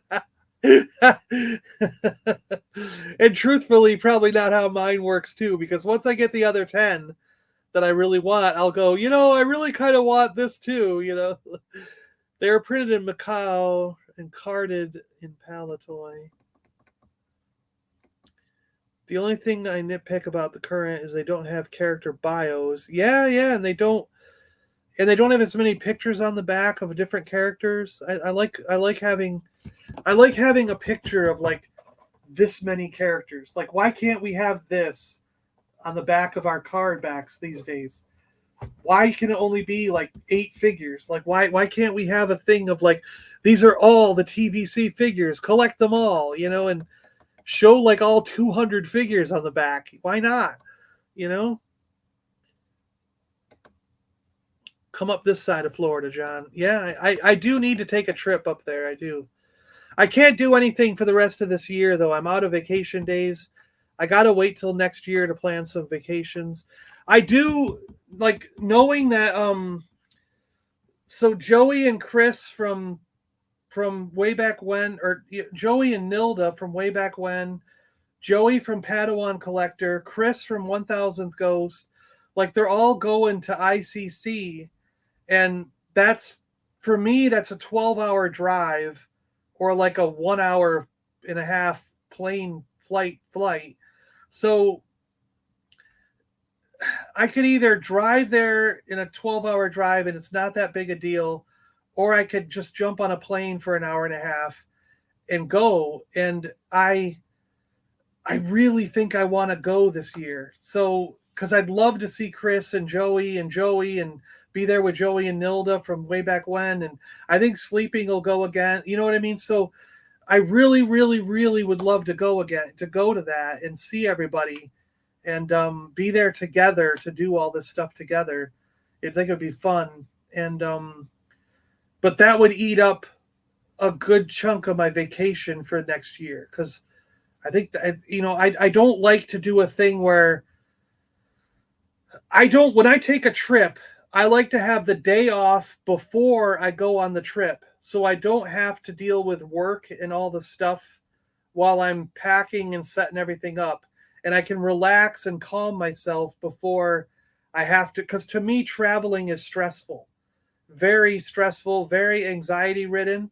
So I have to calm myself and get myself in that peaceful place before I get on the road and drive, or I get on an airplane and fly.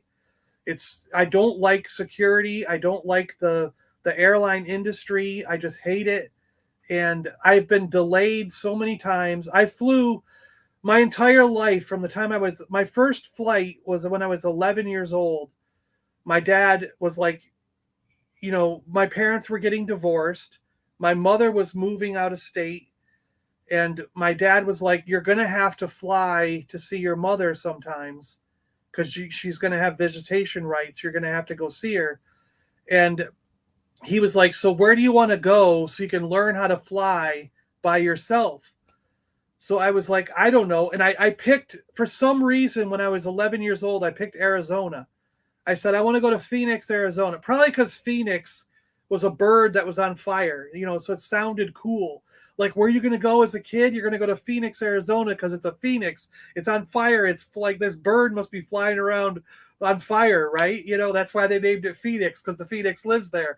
I don't know what I was thinking. But so my dad sticks me on an airplane at 11 years old by myself, flies me to Phoenix, and he called ahead and set up a hotel. I went down. I had a card or something with me to tell him where the hotel was. I got a cab or a driver, someone out there, handed him the card. He took me to the hotel, and I stayed there by myself for a week at the hotel. And like, I would go out and get pizza, go walk down the street and get cheeseburgers. And I was going to I found some toy stores, and I was going and getting toys and playing with them in the hotel room, and generally just screwing around in the hotel and walking around the neighborhood that was near the hotel. And that's how I learned to fly and learned to do stuff. And then every year, because my mother moved away, we would fly to my mom's. And then I started flying to go to rock concerts. I started flying to go to different comic book conventions and different shows around the country. So every year of my life, from the moment I was 11 till probably 3 or 4 years ago, I took 2 or 3 airplane trips every single year of my life.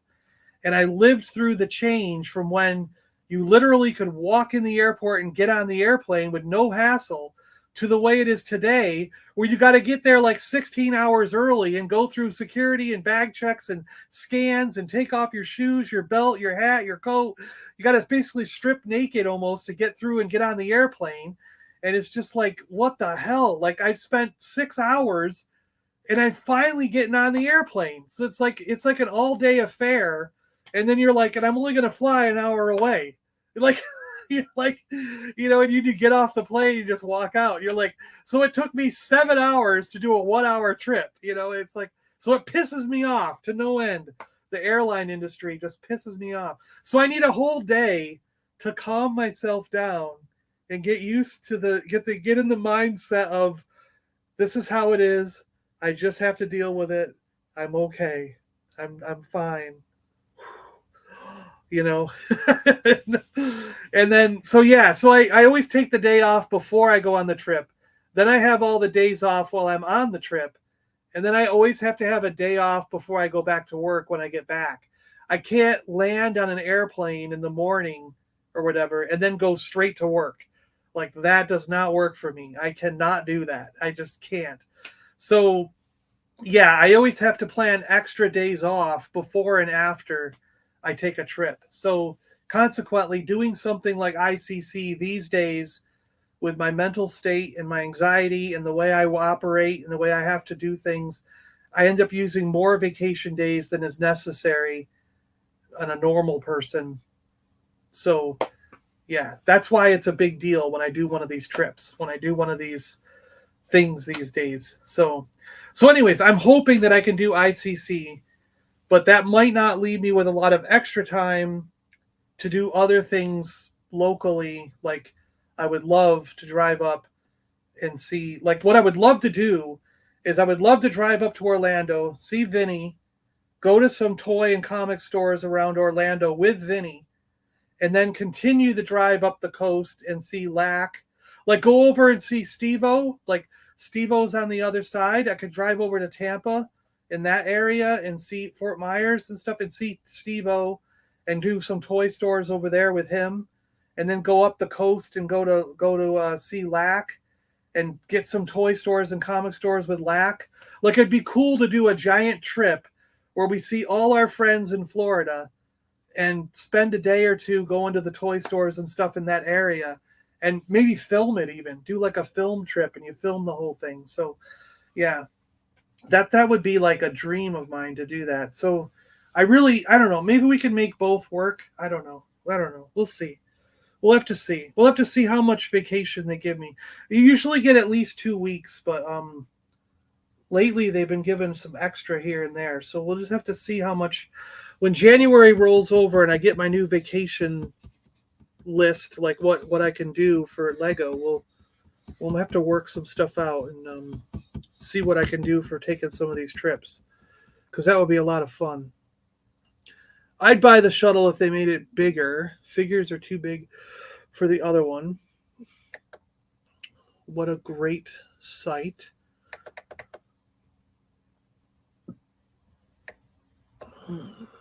Gaps here. Hello. Sorry I woke up late.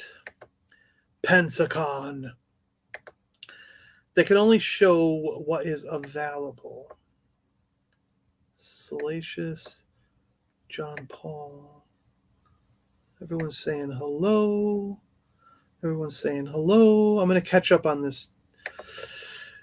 Walmart's depressing. They have next to no TVC, and the ones they have are this retro figure style. I love the retro figure style, but they do have a lot of them. You're right. There's this last wave of retro has been like a deluge. They're everywhere. I don't like being felt up by security of that naked scan machine. Yeah, exactly. It's just like, what the hell? Gary's Grails. Hello. Hey, John, what conventions are you talking about? ICC, the Tennessee convention, comic, whatever. Yeah. Toys and comics and celebrity guests in Tennessee. It's in May. I think it's in May this year. That's the one that everybody's going to. So I kind of want to go there as well, just to see everybody. You know, I don't know why everyone picks that one to go to, but they're all going. So it'd be cool to see everybody. Paul, oh my gosh, Paul's Collectibles. How you doing, man? You're so good. I love Paul. I love his collection. I love his helmets and everything, and his TVC and stuff that he gets. Drop by, in coincidence, the exact moment you're talking about where I live, Phoenix. There you go. Best people in the chat ever. It's good to see you, Paul. I miss having you around. I wish we could do more stuff together. I have to go. Great stopping into the live stream. Good to see you, Christopher. We'll see you later. Incidentally, you are a machine. Every time I stop in, you're live somewhere. I've been on a lot of live shows this week. I think it was Wednesday, Thursday, and Friday all in a row. I was on a live stream, and then yesterday I popped on with Left Coast. So yeah, I think every day this week I've been on a live stream. Takes 6 hours to fly from now. It's closer to 4. Well, it's getting better then. Yeah, maybe that's it. Maybe I will fly. Because driving 12 hours does seem like a little bit of a thing. So maybe I will fly. And if I try to figure it out, very soon, I might be able to get it all worked out. I puked all the way to Disneyland in '84 on an airplane. Duff, what's happening, sir? Duff, man.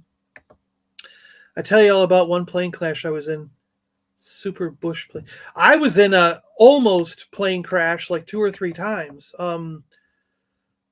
There was one time where I actually don't know how the pilot pulled us out of this, but when we were this was the closest I came to being in a crash. But when we were landing, I don't know if there was a gust of wind or something, but I was sitting on the side where I was staring out the window, and I was sitting just in front of the wing, and the plane, right when we were about to touch down, the plane went like this. And the wing of outside my window, I saw the wing of my side go like that, and it was like we were like this, and the ground was under the wing, like when we were trying to land. And I'm like, holy shit, that wing is gonna hit the ground. Like, I swear it was inches from touching the ground. And if that wing had touched the ground, I have a feeling that the plane would have just went whoop. You know what I mean? Like that would have caught and the thing would just topple over. You know what I mean? Like into a big mess.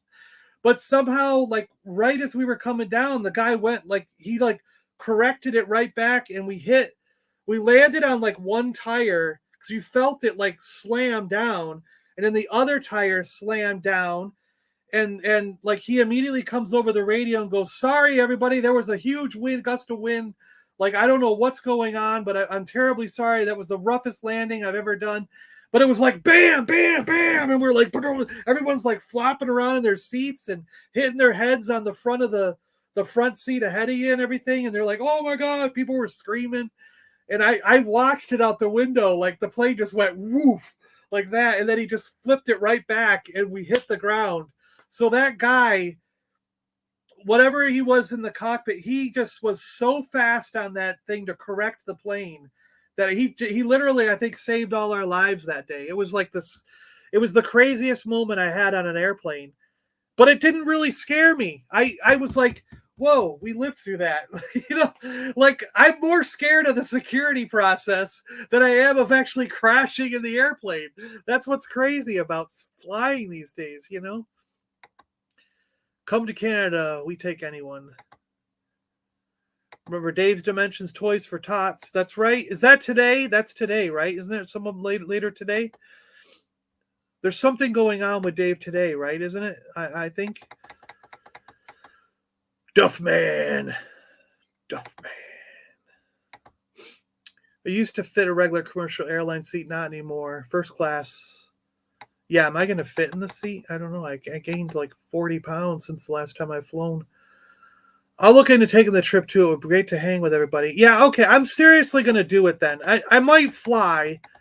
Because if I can get an airline ticket for $200 or less, maybe I'll fly and I'll set up the hotel, and maybe I'll do that in the next couple weeks and just get it set in stone. And then once it's set in stone, I'll be definitely going. You know what I mean? I'll make sure I can get the vacation and make it work. 9-hour flight from Fan City, Vancouver. I'm not flying in the same plane with John. He might be unlucky. Lack. Qantas never crashed. That's right. It hasn't. They're one of the few that's never ever crashed. You're right. About 4 direct from Anchorage to Seattle. You never hear the shot that kills you. Yeah. Tired of landing at Midway in Chicago, one of the shortest runways where they say we're about to do our, and then they do a nosedive and pull up at, oh my gosh, geez. I'm only about 6 foot, 300 pounds, 62-inch chest, and I don't fit. Huh. All right. Lego Studs is starting. We got to end this. We've been chatting for 3 hours talking about carded action figures. So, guys, I'm going to say thank you so much for joining me on this adventure. And I really appreciate you guys checking out these action figures with me. Going through G.I. Joe and Star Wars, and now I've got them organized. I've got my piles of Star Wars organized. So when I put them back up on the pegboard, they will be organized. And time for Lego. Yeah. Is it starting now or is it starting in 1 hour? I can't remember if it's now or 1 hour. It might be right now, right? Isn't it right now? I don't know. But anyways, we're going to head on over and watch Lego Studs, whether it's right now or in 1 hour from now. I don't know where it's going. It's going to be a thing. And I think it's on Rum's channel, and he started a new channel called Lego Studs. So if you don't see it on Salacious Rum channel, look for a channel called Lego Studs, and that's where it's going to be. So head on over there and build some Lego, or watch them build Lego and chat while we're doing it. I might pop in to say hello. I don't think I have a Lego set to build, but I can pop in and say hi. All right. Your kind words make me. Yeah, I try to be nice. I try to be nice. I try. What it is I try to be understanding. I try to. If I do something wrong or I say something wrong that bothers someone or offends people, I try. I don't intend to offend. I don't intend to bother people. I try to be as nice and as understanding as I can be. And if I do say something that bothers somebody, I like to talk it out with them and work it out because, in my opinion, we are all friends. We are all friends in the Force, and friends should be able to work things out amongst each other if something bothers them. So that's my take on it all, you know?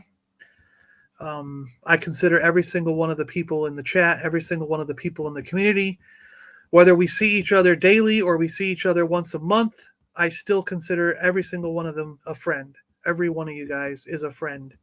And I have thoroughly enjoyed getting to know each and every person in this toy community and the comic community and the video game community.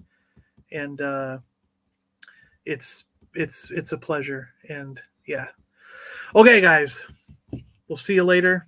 Hey, we're out of here. Stay awesome out there, everyone. And we will see you guys on the next one. I do have I am working on a affordable video. The next video in the affordable toy series is going to be on Mask. And it is proving to be difficult. The Mask one is going to be a different format because you almost cannot get complete Mask vehicles and toys for less than $30. So the affordable less than 30 theme will have to go away for the Mask line. But I am going to still show a bunch of vehicles and stuff that you can get for less than $50. But I'm also going to have to jump up a notch and show a few vehicles that you can get for less than $100. And just try to label this as a somewhat affordable way to get into Mask vehicles, because I tell you, I've been to Bits and Buttons way back when, and Tate's Comics and Toys. So I've priced out Mask vehicles at those 3 stores. I went on Mercari, I went on OfferUp, I went on Craigslist, I went on eBay. I started looking through Whatnot, watching some recent sales. And you cannot get Mask vehicles for less than $30 if you want them complete. If you want every accessory and in the figure with the helmet, and you want them complete, you cannot do it for less than $30. No vehicle, not a single vehicle. So it's it's turning into a project to do this one, and there's been a lot of research put into it. So yeah, Mask is a whole nother animal. It's a different, and I think it's because there's only like 20 pieces in the collection. You know what I mean? It's not a big collection to collect, and every one of them is cool. Every one of them is an awesome vehicle and an awesome transformation, has a cool character that comes with it. So it's not like there's not a lot of Mask vehicles that you're like, oh, that one's terrible. That one's a dumbass. I don't want that. You know what I mean? So it is kind of an expensive line to collect, and there's a lot of small pieces that go missing. So it's kind of like, if you want that small piece or that one item that goes on there, that you need that one little gun or that one little bomb, like that's what drives the price up if it's complete. Because if you're missing that bomb, like the Thunderhawk, you can get a Thunderhawk for $50 complete without the bomb. But if you want the bomb, it's $100. You know what I mean? So, but if you don't want the bomb, you can get it for $50. So it's like, it's kind of like you have to start making those decisions with Mask. Like, okay, I'm happy with it without the bomb. Which is mine. My Thunderhawk does not have a bomb because of that reason. I bought one for like $40-$50 instead of $100 complete. But anyways, yeah. All right, we'll see you guys. So expect that video later this week. Hopefully I'll have it out by tomorrow. But Dave World Toys shows up tonight. We're going out to dinner, And then tomorrow, I'm taking Dave from Dave World Toys to Tate's Comics, and Joey at Way Back When. I've arranged it so he's gonna have this. He's gonna open the store just for Dave. So Dave's gonna get a personal tour of Way Back When it's closed. He's going to be the only one in the store besides me and Joey. So Dave gets a special treatment at Way Back When tomorrow. We're rolling out the red carpet for Dave, and Joey's being really cool about this and letting us come in on the day he normally takes off and has the store closed. So yeah. And hopefully, if there's any luck, Nilda won't have to work her day job, and she'll be there too. So that would be pretty cool if Dave gets to meet both Joey and Nilda in person. And then we're going to go to Tate's Comics, and then I've got to get Dave to the Miami airport by 2 p.m. because he's flying back to the UK Monday tomorrow at 2 p.m. So we got a whirlwind tour with Dave between tonight and tomorrow morning, and yeah, so it's going to be pretty cool. I'm sure there will be video both on my channel and on Dave's channel put up about this because we'll probably both be recording some stuff throughout the day tomorrow. So yeah, expect that as well in the coming week. So hopefully, if anything, I can get that mask thing done and put up by the end of tomorrow, if not Tuesday, and then also expect some toy tour videos with Dave throughout the week as I edit them and put them together. All right, that's it. We got to go. Yeah, I'll tell Dave you said hello, and we'll see you guys later. I'm just gonna end it. Bye, guys. Ooh, ending. It's gonna end.